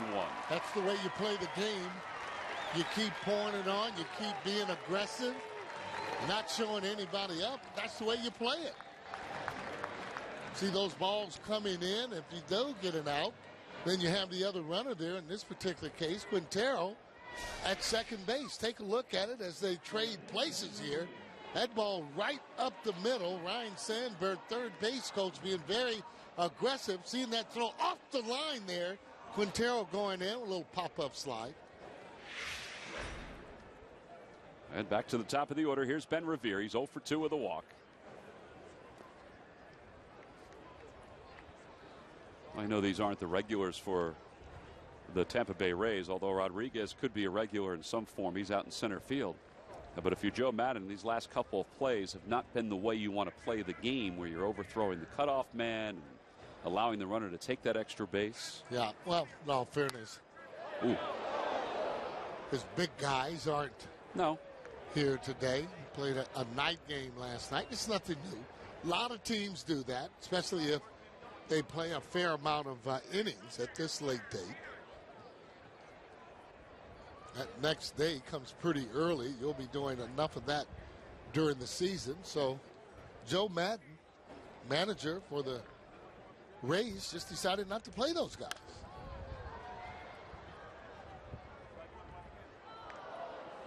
But the opportunity the younger guys have, you can't measure that. This is a good time for you. There's Joe. Davey Martinez is usually right next to him, stuck like glue. Dave is the one with the beard and the hooded sweatshirt. Jim Hickey just moved next to him. Revere takes low, 2 balls and 2 strikes.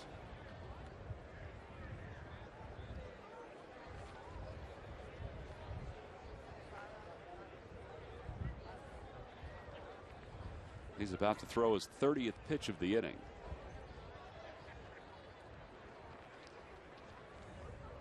Back toward the middle, off the glove of Hernandez. He'll have a play at first. He throws it low, dug out by Duncan. And there are 2 outs. Where do you think he was trying to throw that ball? I think he was taking all the aggression out on the last 2 innings just on that throw to first base. Wow.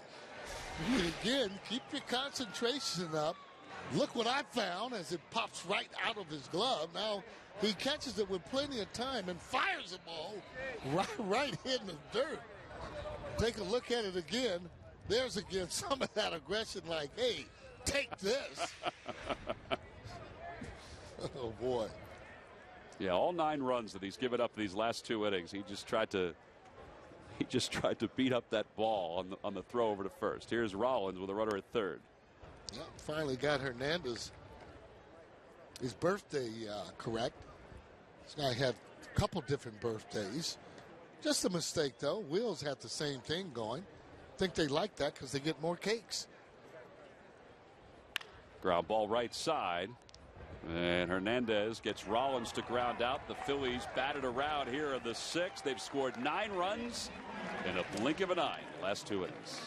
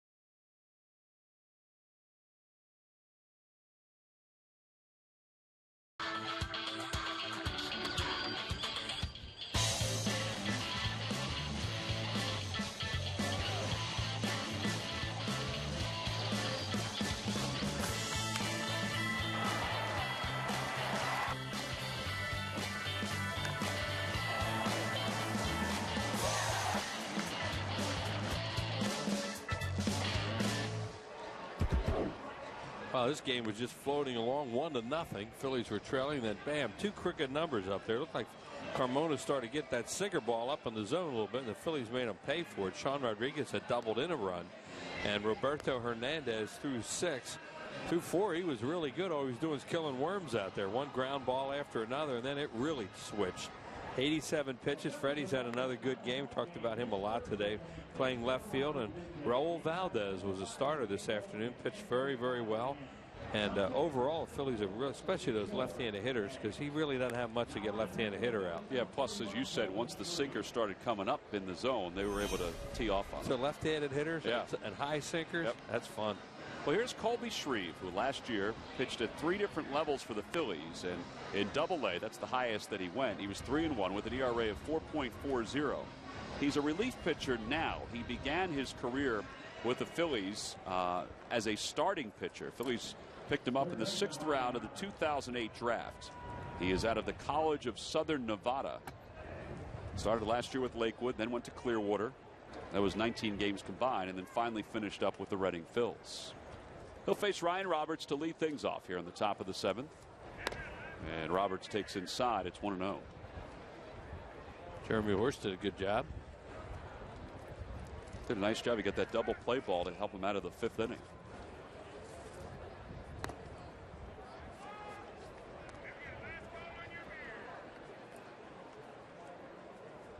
Phillies drafted Colby Shreve out of Southern Nevada. He spent a lot of time on the disabled list. He had a thumb injury. He had Tommy John surgery that he had to deal with.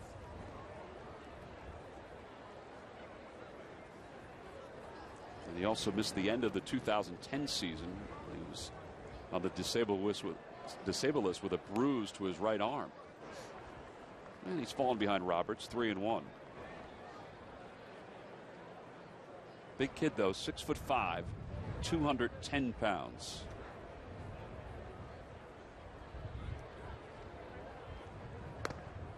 That pitch was awfully close. In fact, Roberts thought it was a ball, and it turns out to be, or thought it was a strike, and it turns out to be ball 4. So he's aboard. Sunday, April 7th, will the Phillies take on the Kansas City Royals. All fans 14 and under, thanks to IBEW Local 98, will receive the Ryan Howard wiffle ball set. Order your tickets now for that great giveaway at Phillies.com. Shelley Duncan's 0 for 1. He walked in the 4th. Ground ball foul. It's 0-1.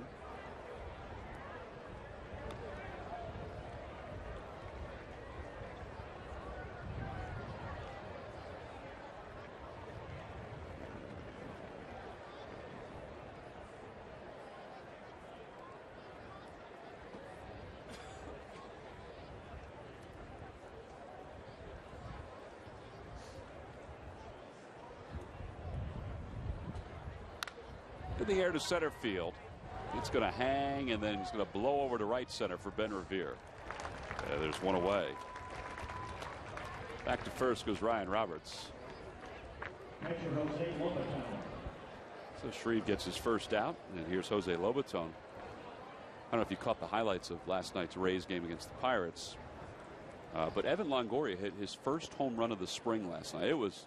We've been to Port Charlotte. It's kind of a big yard. It was a shot to left field. Well, he is so important to their team. And you said home run. They don't hit a lot of home runs.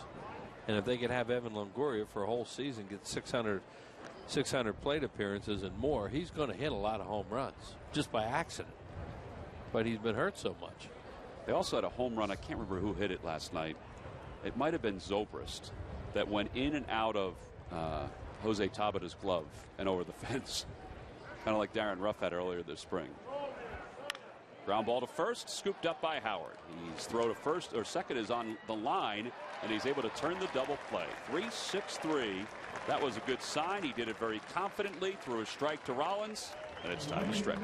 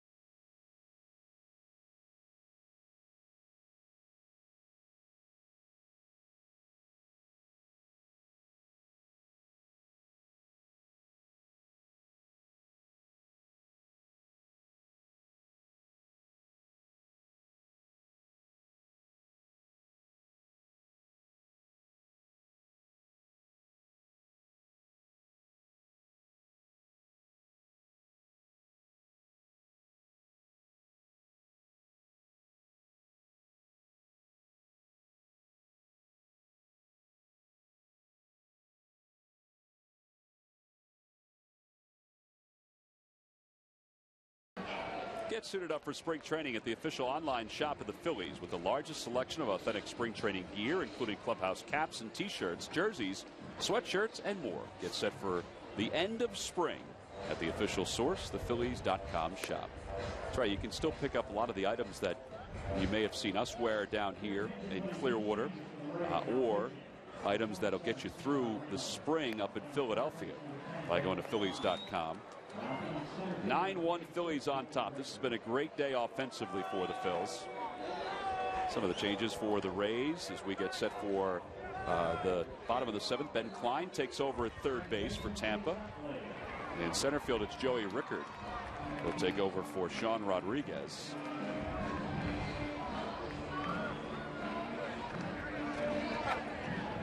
And Cesar Ramos is the new pitcher for the Rays. He'll take over for Roberto Hernandez. Ramos this spring 1-0, an ERA of 2.70. And he'll face Chase Utley, Ryan Howard, Dominic Brown.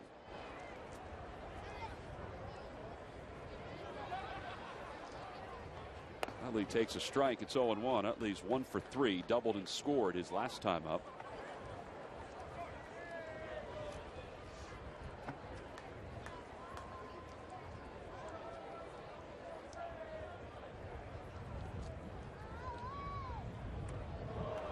Ramos last year with the Rays pitched in 17 games, 16 of which were out of the bullpen. He was 1-0 with a 2.10 ERA. 29 strikeouts in 30 innings.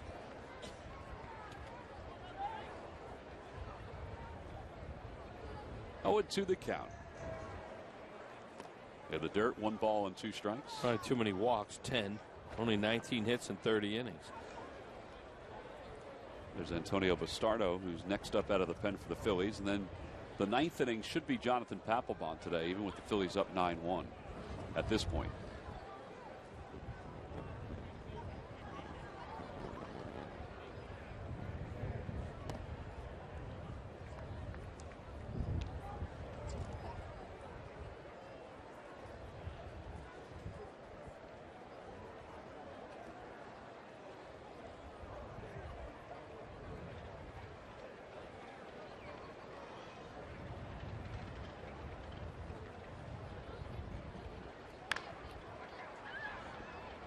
Utley grounds it past the first base coach's box where Juan Samuel is. The ball girl, excuse me, must have taken a reprieve. The glove is there. The towel to keep her legs warm there. The water bottle there. And the chair. I didn't come to Florida to be outside on days like this. Probably should have moved the chair. Yeah.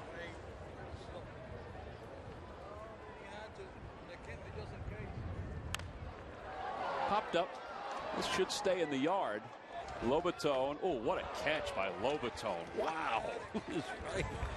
Look at him laughing about it. Not only is he able to make the grab as the ball stays in the yard, but he made the grab with a basket catch. Yeah, the wind takes it, and now it brings it back, and now he does a little Willie Mays. Wow. The sunglasses have nothing to do with that. That's a really good catch. That's an athlete that can make a play like that. When you can react that way, you're really a good athlete. Well, he'll be the backup catcher this year for the Rays. They optioned out Chris Jimenez, who had a good spring for Tampa. 1 out. Ryan Howard, the hitter. He's 2 for 3.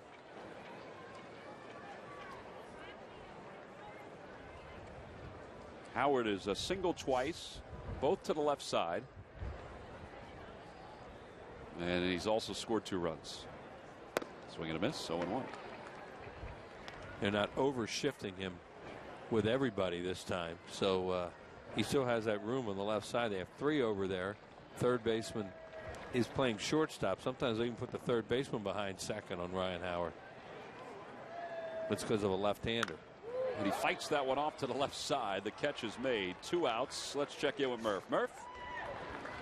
All right, thanks a lot, guys. We'll get you caught up on what's going on around Major League Baseball with some news and notes. And it took all the winter and most of the spring, but Kyle Loesch has finally found a team. He signed a 3-year, $33 million contract with the Milwaukee Brewers. The Brewers expect that he'll pitch in their final spring exhibition game tomorrow afternoon. News not as good for Toronto Blue Jays third baseman Brett Lawrie. He's going to start the season on the disabled list. He has a strained rib cage. And I mentioned Loesch. Well, the Cardinals had to replace him in their starting rotation. Shelby Miller will get the nod for the St. Louis Cardinals as their number 5 starter. Guys, they were pretty happy the way Shelby Miller has pitched during the spring. And, you know, it hasn't been often that the Cardinals, I mean, you guys know this, have had any chances to have any battles for their rotation because they've been pretty steady. Well, Milwaukee loses a draft choice after that signing. That's one of the reasons why Loesch wasn't signed with the new rules now. As far as that goes, when you lose a free agent. So he sat out there for a long, long time before somebody finally signed him, and they'll lose a draft choice. Well, the other thing, too, Murph, I don't know if you saw this, but they expect that he's going to start the season with them. Yeah, and I was just about to ask Wheels about that. You know, he has been throwing, obviously, but not throwing to major league hitters. He's been throwing on a college campus just to kind of stay loose. So, Wheels, I mean, how long will it take a guy like that to get ready to be in that starting rotation? Because they're going to count on him. Well, what it'll be, Murph, and you saw this happen some other times or in strike years and things like that, is he'll be a 5-inning guy when he goes out there, or a strict pitch count for a while, like at spring training. So it's one of those things where they won't expect him to go out and be Kyle Loesch, where he gives you 6, 7, 8 innings right away. They'll have to build it up a little bit with him. No balls, 2 strikes, the count to Dominic Brown with 2 outs here in the 7th. Phillies up 9-1. And it's 1-2.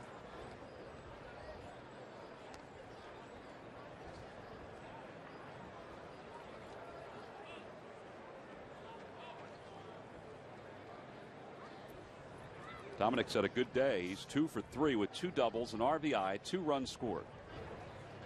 The ball pretty well to the right center field gap. 2 balls real, yeah, he hit 2 balls hard. Yep.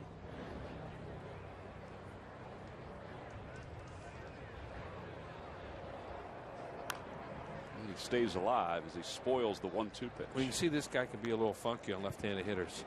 So whether or not, you know, watch Dominic Brown right now, whether he can stay in there or maybe hit a ball the other way, because you're in defense mode right now when you have 2 strikes against a left-hander like this and you're a left-handed pitcher. You're just trying to put a ball in play and stay alive. Foul enough off, maybe he could walk. The odds are, unless he makes a mistake, it's really hard to pull a ball and hit it hard off this guy when he's ahead of you like this. There's a curveball, and he does pull it because it was a curveball. And he made a mistake. Yeah. It's slow, as you said, a curveball, and it's also middle in.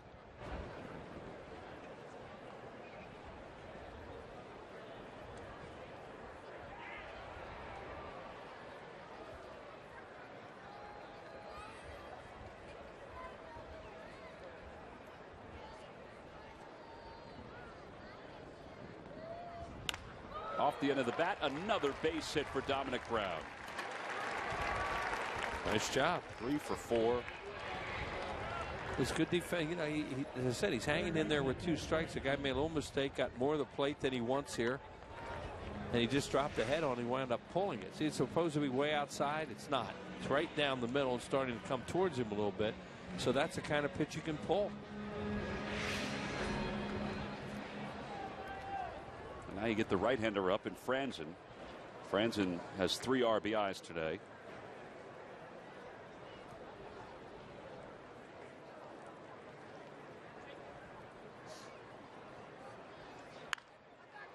It's a foul. Ooh, that's going to hurt that guy's hands. Really? That ball was scorched into the stands, and some gentleman tried to make a catch with a bare hand, and that hurts. Unless he was sitting on them, keeping them warm, they really hurt stinging right now. And anyway, they're stinging.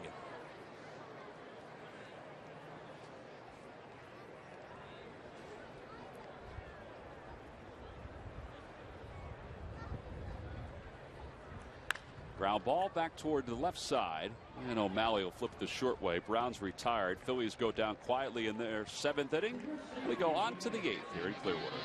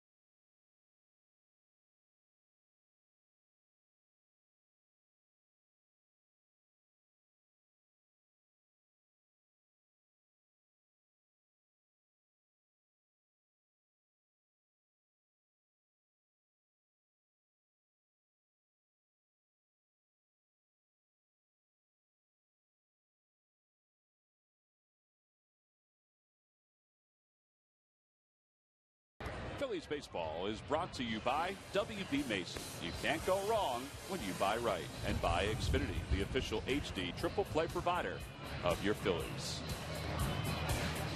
Chase Utley signing some autographs. He was doing that a lot yesterday in Dunedin. There were a lot of Phillies fans who came to Dunedin yesterday for that matchup against the Blue Jays. Phillies didn't take batting practice over in Dunedin. It's very difficult to do that because the ball just flies out of there. You know, it's so close. They took it here and then went over to play the Blue Jays. Anyway, Chase was signing for a long time yesterday. So was Charlie Manuel. And there's Chase signing today. He's done. Matt Tolbert takes over for him at second base. Ender Inciarte is the new center fielder for the Phillies. He's been a big topic of conversation the last couple of days. And Antonio Bastardo will come on to pitch the 8th inning. Bastardo will face the bottom of the Rays order. Antonio, 8 games, no wins, no losses, an earned run average of 4.70. He likes to go out and have a nice, clean outing. He's facing guys that really aren't major league players right now. Go out there, work maybe a little bit faster, and get some hitters out. Well, the thing that he's getting a chance to work against are left-handed hitters. Yeah. And that's a big deal, too. First pitch is low, 1-0.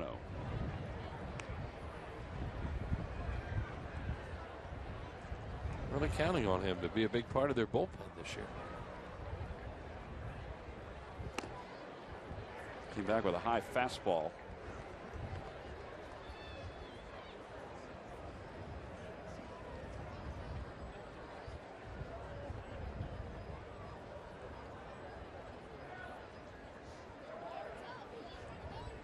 Good pitch, and it's 1-2.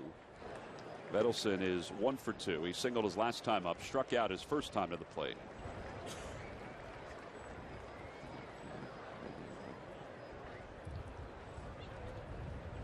Ground ball, foul.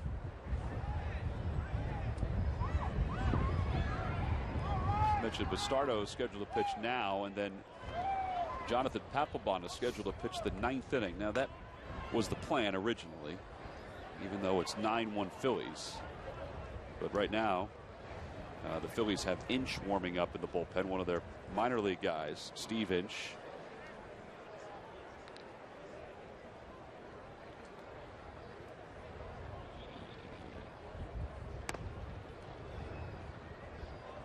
Now, Inch might be warming up right now just to get his work in. You know, they brought a few guys up from the minor league camp. Maybe they were scheduled to pitch today down in the minors. They decided to bring them up here just in case they needed them. And if they feel like they don't need them, if they have enough, they'll get their work in the bullpen. Who knows? If Antonio runs into trouble, they may have to bring him in. Right.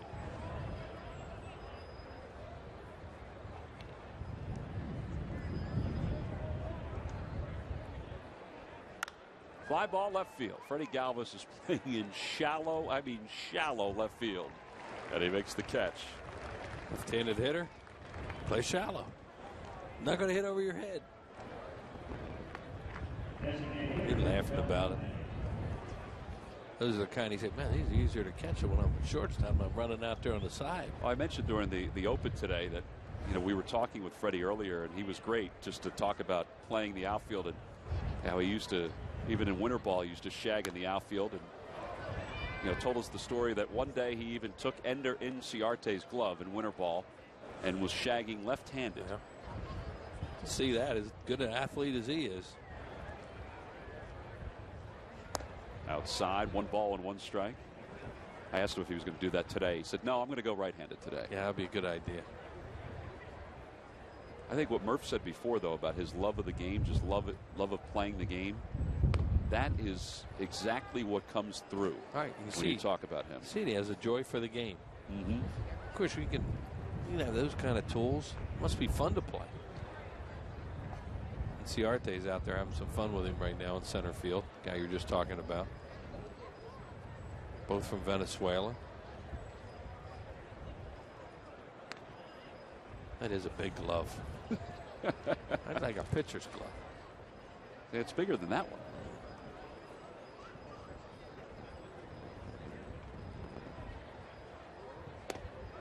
And a call, strike 3.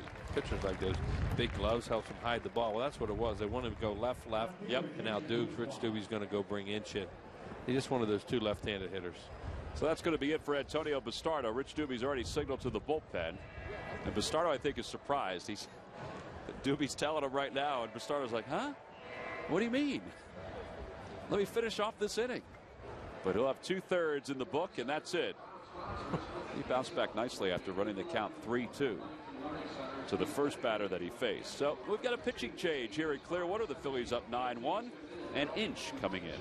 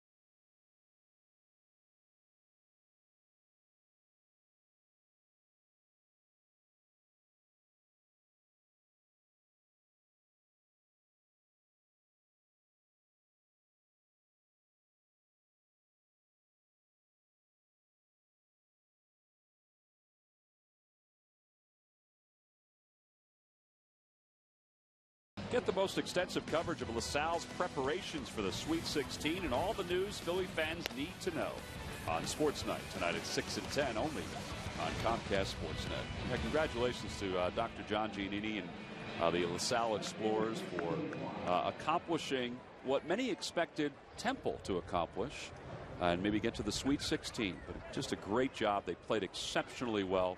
And that game against Ole Miss the other day was a lot of fun. Tense till the end, but it was a lot of fun to watch. Here's Stephen Inch with 2 outs in the top of the 8th inning. Inch last year pitched in Williamsport in 22 games at an ERA of 3.74. And he's facing Jason Bourgeois. 1 ball, 1 strike the count. Nice play by Lance Nix on the ground ball to the dugout.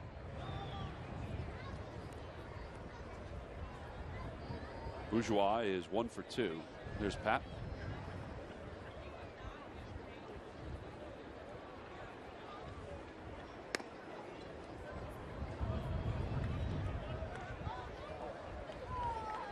It's like a sinker ball pitcher just on those first couple fastballs. Well, he gets a ground ball. Rollins charges, has to hurry because Bourgeois runs well, and the side is retired. So the Phillies bullpen works a scoreless 8th inning. We go to the bottom of the 8th here in Clearwater.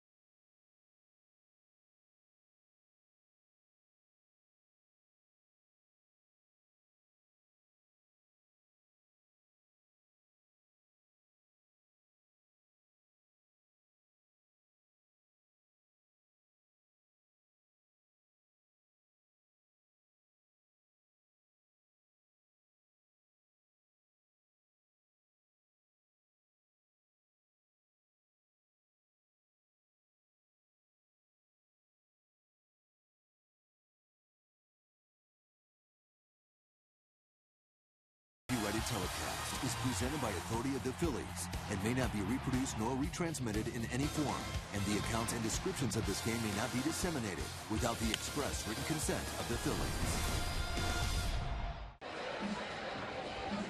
Well, back here at Bright House Field in beautiful Clearwater, Florida.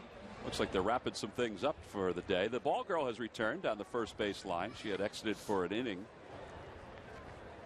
And she's back in her spot. We're ready to go. Bottom of the 8th inning. Phillies up 9-1. And Ramos delivers to Pete Orr and takes a strike. It's 0-1. Well, as bad a day yesterday as it was for the Phillies, that's as good a day as it's been here today offensively. 9 runs on 12 hits, including one by Pete Orr. And they didn't score till the 9th inning in that game yesterday. It was 13-0, no swing there. And then they scored, and a cheer went up from all the Phillies fans went over there. A little bit of more of a South Philly cheer than Bronx, I guess. They were like, yeah, we saw a run. And then they wound up getting 3 after that for 4 in the 9th.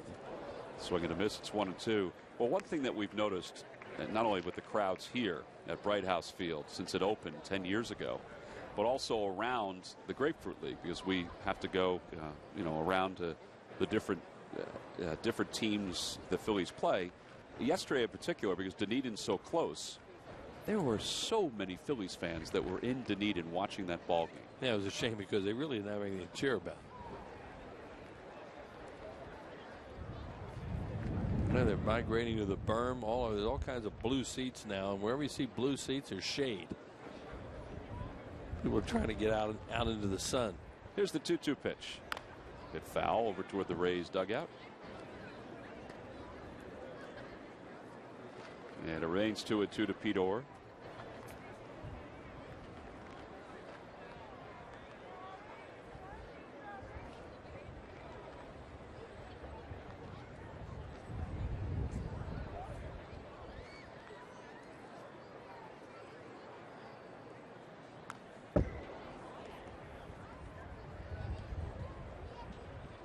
Example you don't see a whole lot.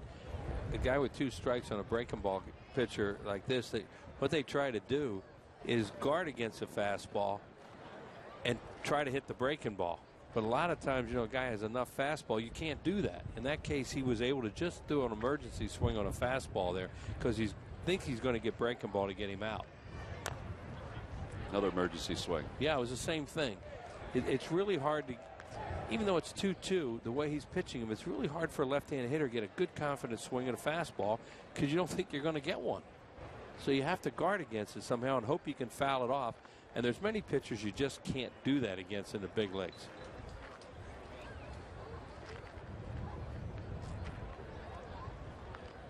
Another breaking pitch. There it was. That's a pitch that Pete Orr thinks, well, that's what he's showing me, and he wants to get me out on it. And then he tries to sneak that fastball by him.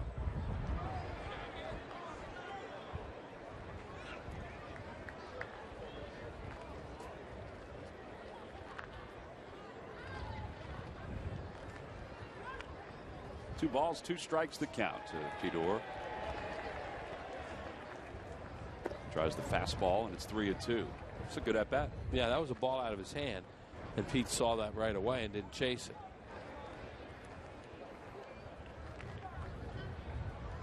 And so far with this Ramos, he wants to get breaking ball for left-handed hitters, and he got a change up to a right-handed hitter last inning for an out.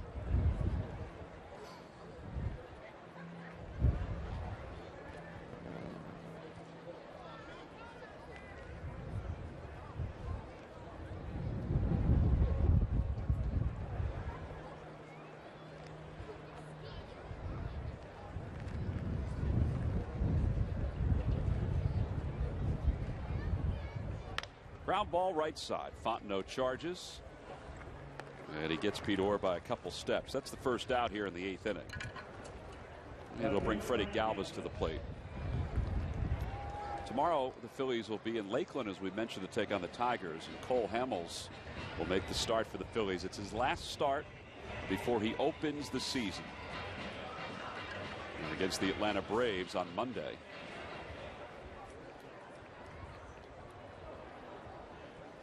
Freddie Galvis way up in the front of the box, batting right-handed here. Is that because of the style of the pitcher? I don't know. Maybe he sees that he's throwing a lot of slow stuff, and he can get to his fastball, so he's going to.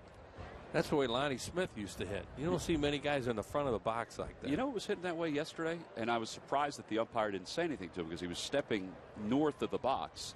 Was Colby Rasmus of the Blue Jays.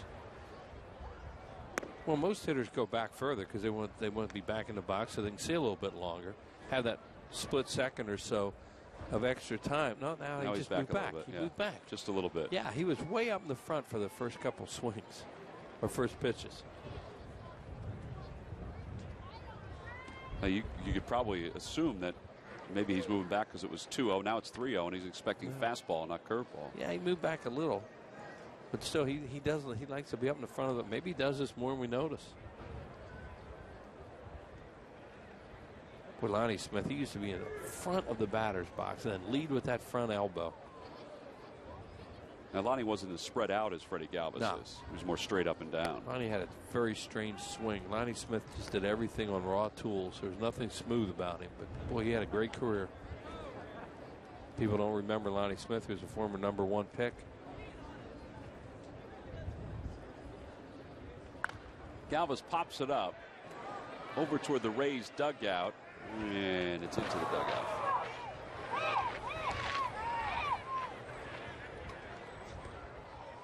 It's back full, 3-2.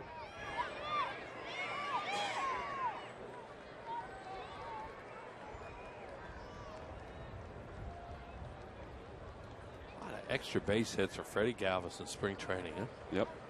What's it, 12 now? Well, with the home run today, 7, 9, 3, 12.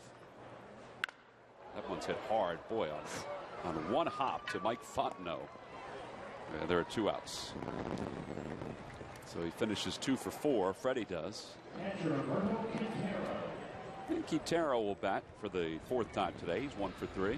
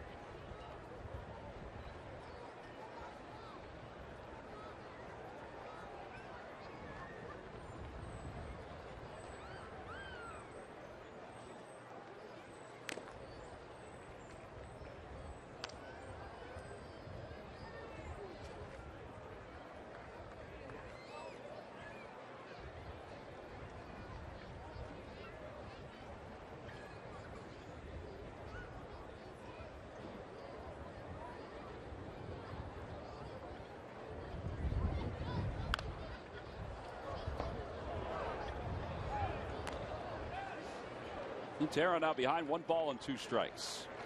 Papelbon continues to throw in the bullpen for the Phillies, so it looks like he's going to pitch the 9th inning against the Rays. The Phillies up 9-1. They scored 4 in the 5th and 5 in the 6th. There's Papelbon.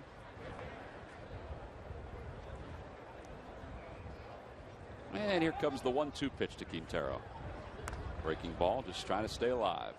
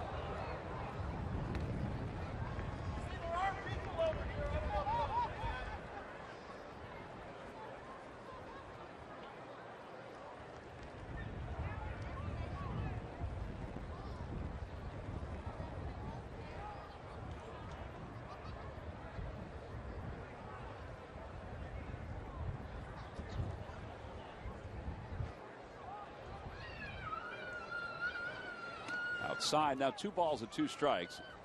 Inciarte is waiting on deck for the Phillies. There he is. Folks wondering if he's going to be with the club when they break camp. There's a pretty good chance. Same with Quintero. He and LaRue are battling for that backup spot. Fly ball right center field. The wind is carrying it out toward the track and over the head of Vedelson. Quintero on his way to second, and he'll get there standing. That's his second hit of the day, a 2-out double. And the 13th hit of the day for the Phillies. And Joe Madden is heading out to the mound very slowly. And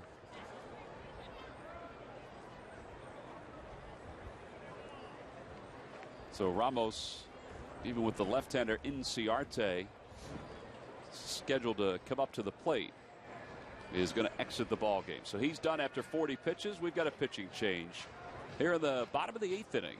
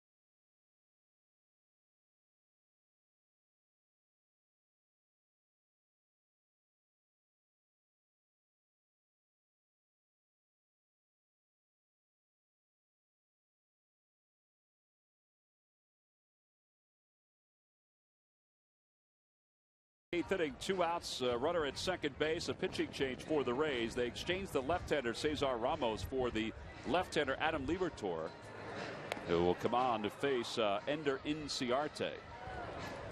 Liberatore last year was 3-4 in Montgomery, that's Double-A, and then 1-1 in Durham, that's Triple-A.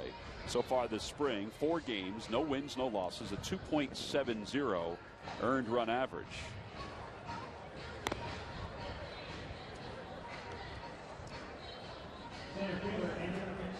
And Ender Inciarte will get a chance to bat.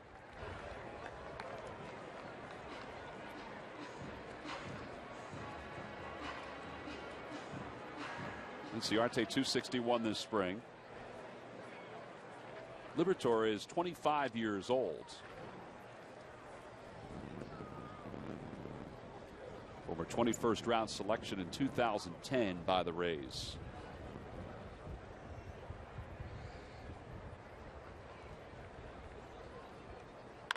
Chopper right side. And Duncan cuts off. Ooh, Fontenot, and the flip by Shelby Duncan goes over the head of the pitcher, excuse me, and Quintero scores easily from second base.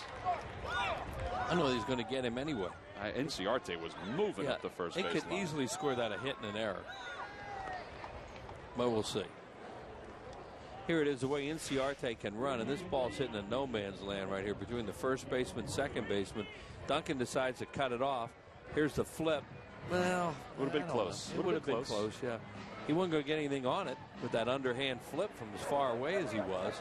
And the pitcher there, Liberatore, he's trying to coast over there to give him a target to hit. They're a little high. Well, it looks like they have scored an error, and there's no hit up on the board, so it looks like a straight error. And now Miguel Abreu will bat for the Phillies. And he takes upstairs, 1 ball and no strikes. So no RBI. But you also saw the speed of Inciarte as he was going up the first base line. Yeah, he can run.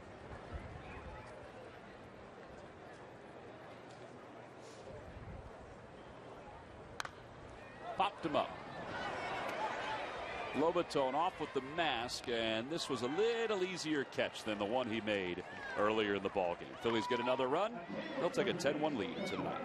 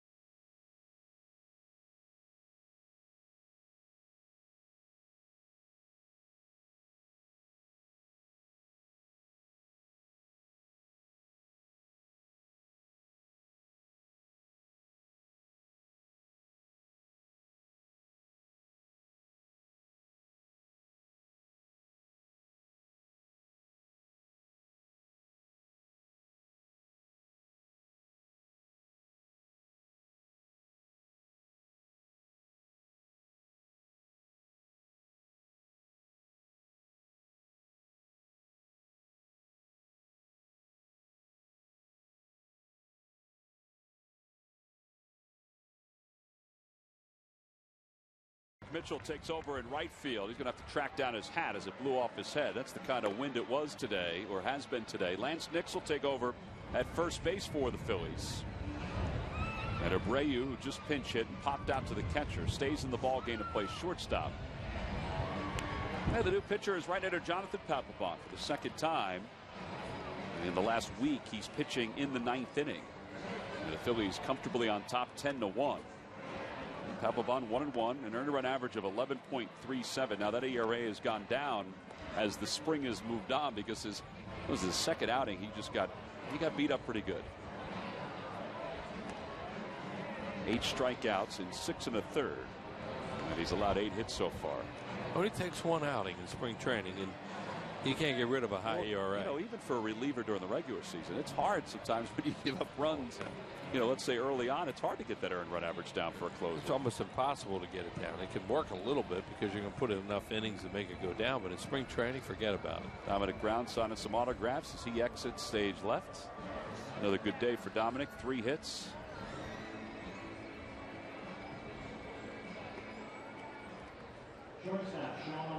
Sean O'Malley will be the leadoff hitter for the Rays. Rickard is on deck. O'Malley is 0 for 2.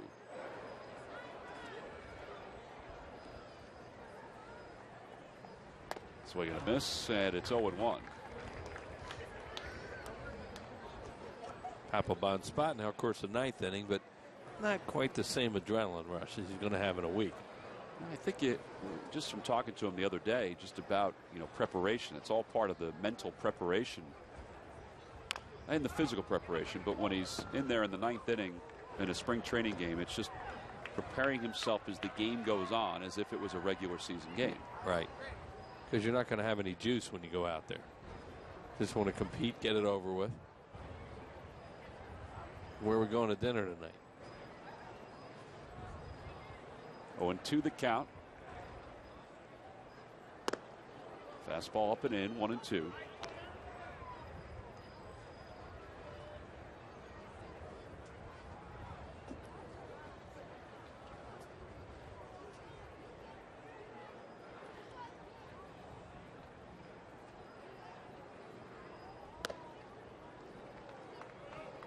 Boy, they shallow on left and center. They are. I mean, that's the way that Freddie Galvis has played all day. Said that in the first inning. That's where left fielder should play today against any left-handed hitter.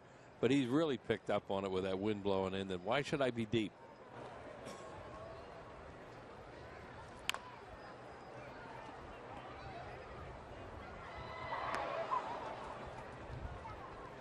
And he's thinking, I'm a left-handed hitter too, and I can't hit over somebody's head out there. Now right field is a little different. He popped a home run. Well, it's now 2 balls and 2 strikes to O'Malley.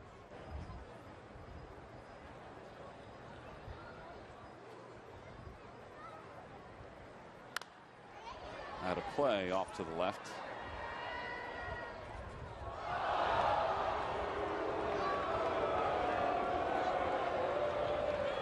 And we talk about depth. Look. That's shallow. See how long it takes you to see the warning track with where he is. Look how far he is, how far in he is. It's a long way to that track.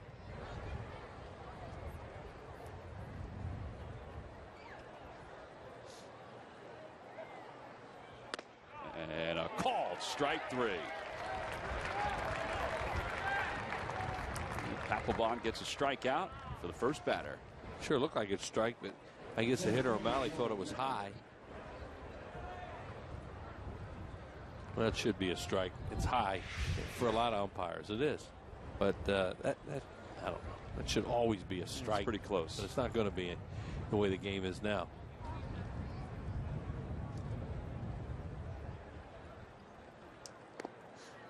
The first pitch, breaking balls down and away. 1 ball and no strikes. Joey Rickard, who came in to play center field for the Rays, up for the first time last year. Now the New York Penn League, you see, hit 279.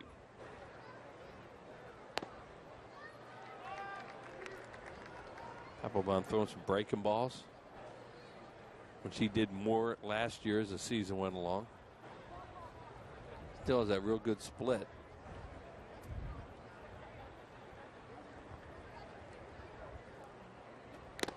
Boy, that was just some cheese right there. He blew it on by him. 1-2 the count.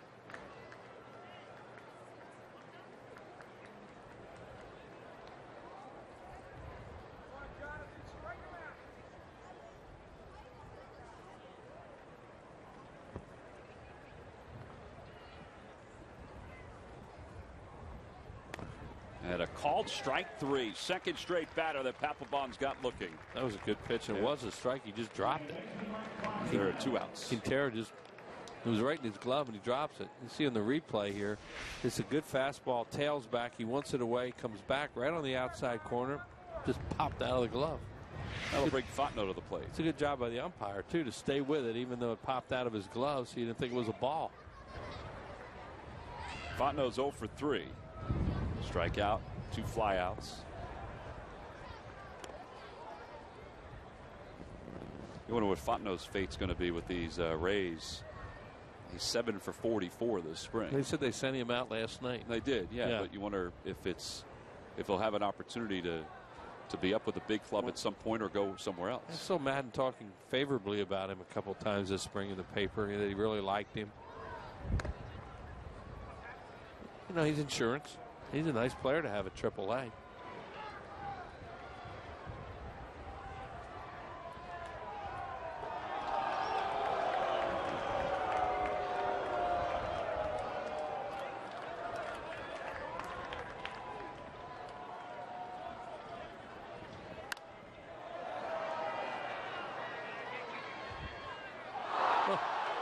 Gentleman had a glove on and he just couldn't come up with the grab. Well, the wind blew. The wind kept blowing that back right back over. He looked like the catcher, Lobato. Yeah, the gentleman with the glasses and the beard. He had it.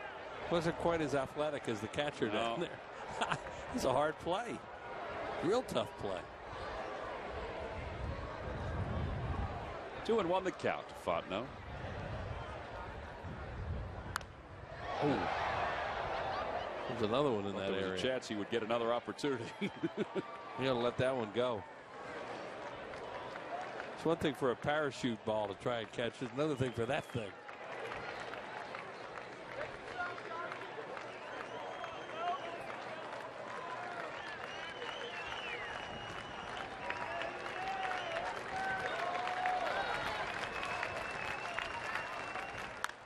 Off the hands, and Franzen makes the grab. A 1-2-3 top of the 9th inning for Jonathan Papelbon.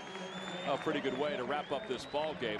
A ball game which the Phillies, they seem to need after yesterday's loss to the Toronto Blue Jays. Their offense came to life as Ryan Sandberg had the lineup card today for Charlie Manuel. He's getting some work done on his teeth. Phillies with 10 runs on 13 hits in today's ball game. Freddie Galvis in his first start in left field. He had a few chances. He took care of just about all of them. And he also had a good day at the plate with a 2-run home run for the Phillies. They talked about Freddie a lot in the opening today, how versatile he is. As Ryan Sandberg right there was the acting manager today with Charlie not around. His team with 10 runs.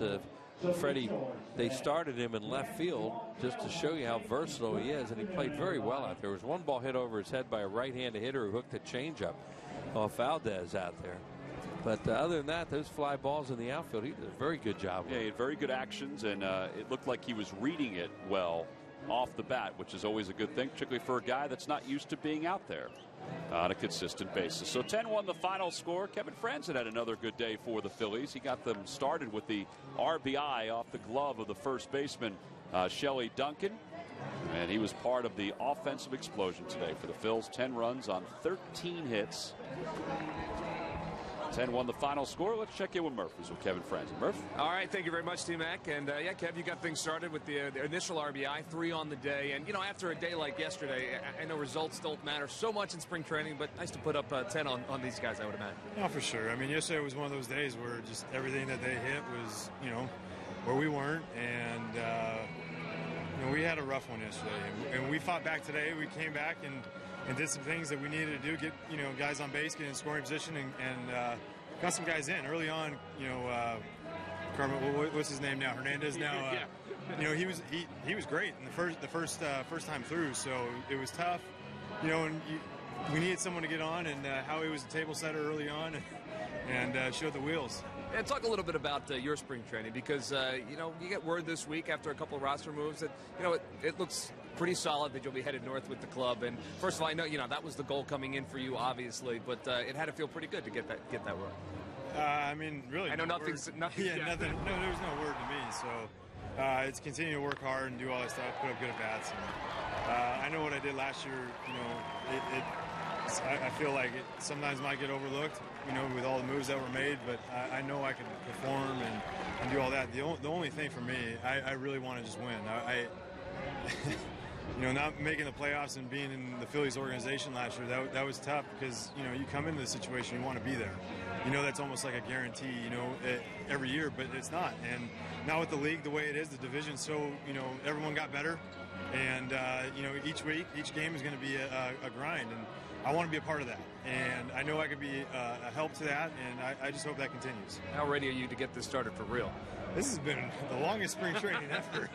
But, I thought I was expecting, like last year to be a hot spring. And, well, not so much. It's, 53 degrees right now, yeah. And that's not exactly what I wanted, but, we're getting used to the Philly weather, I guess, except for the snow.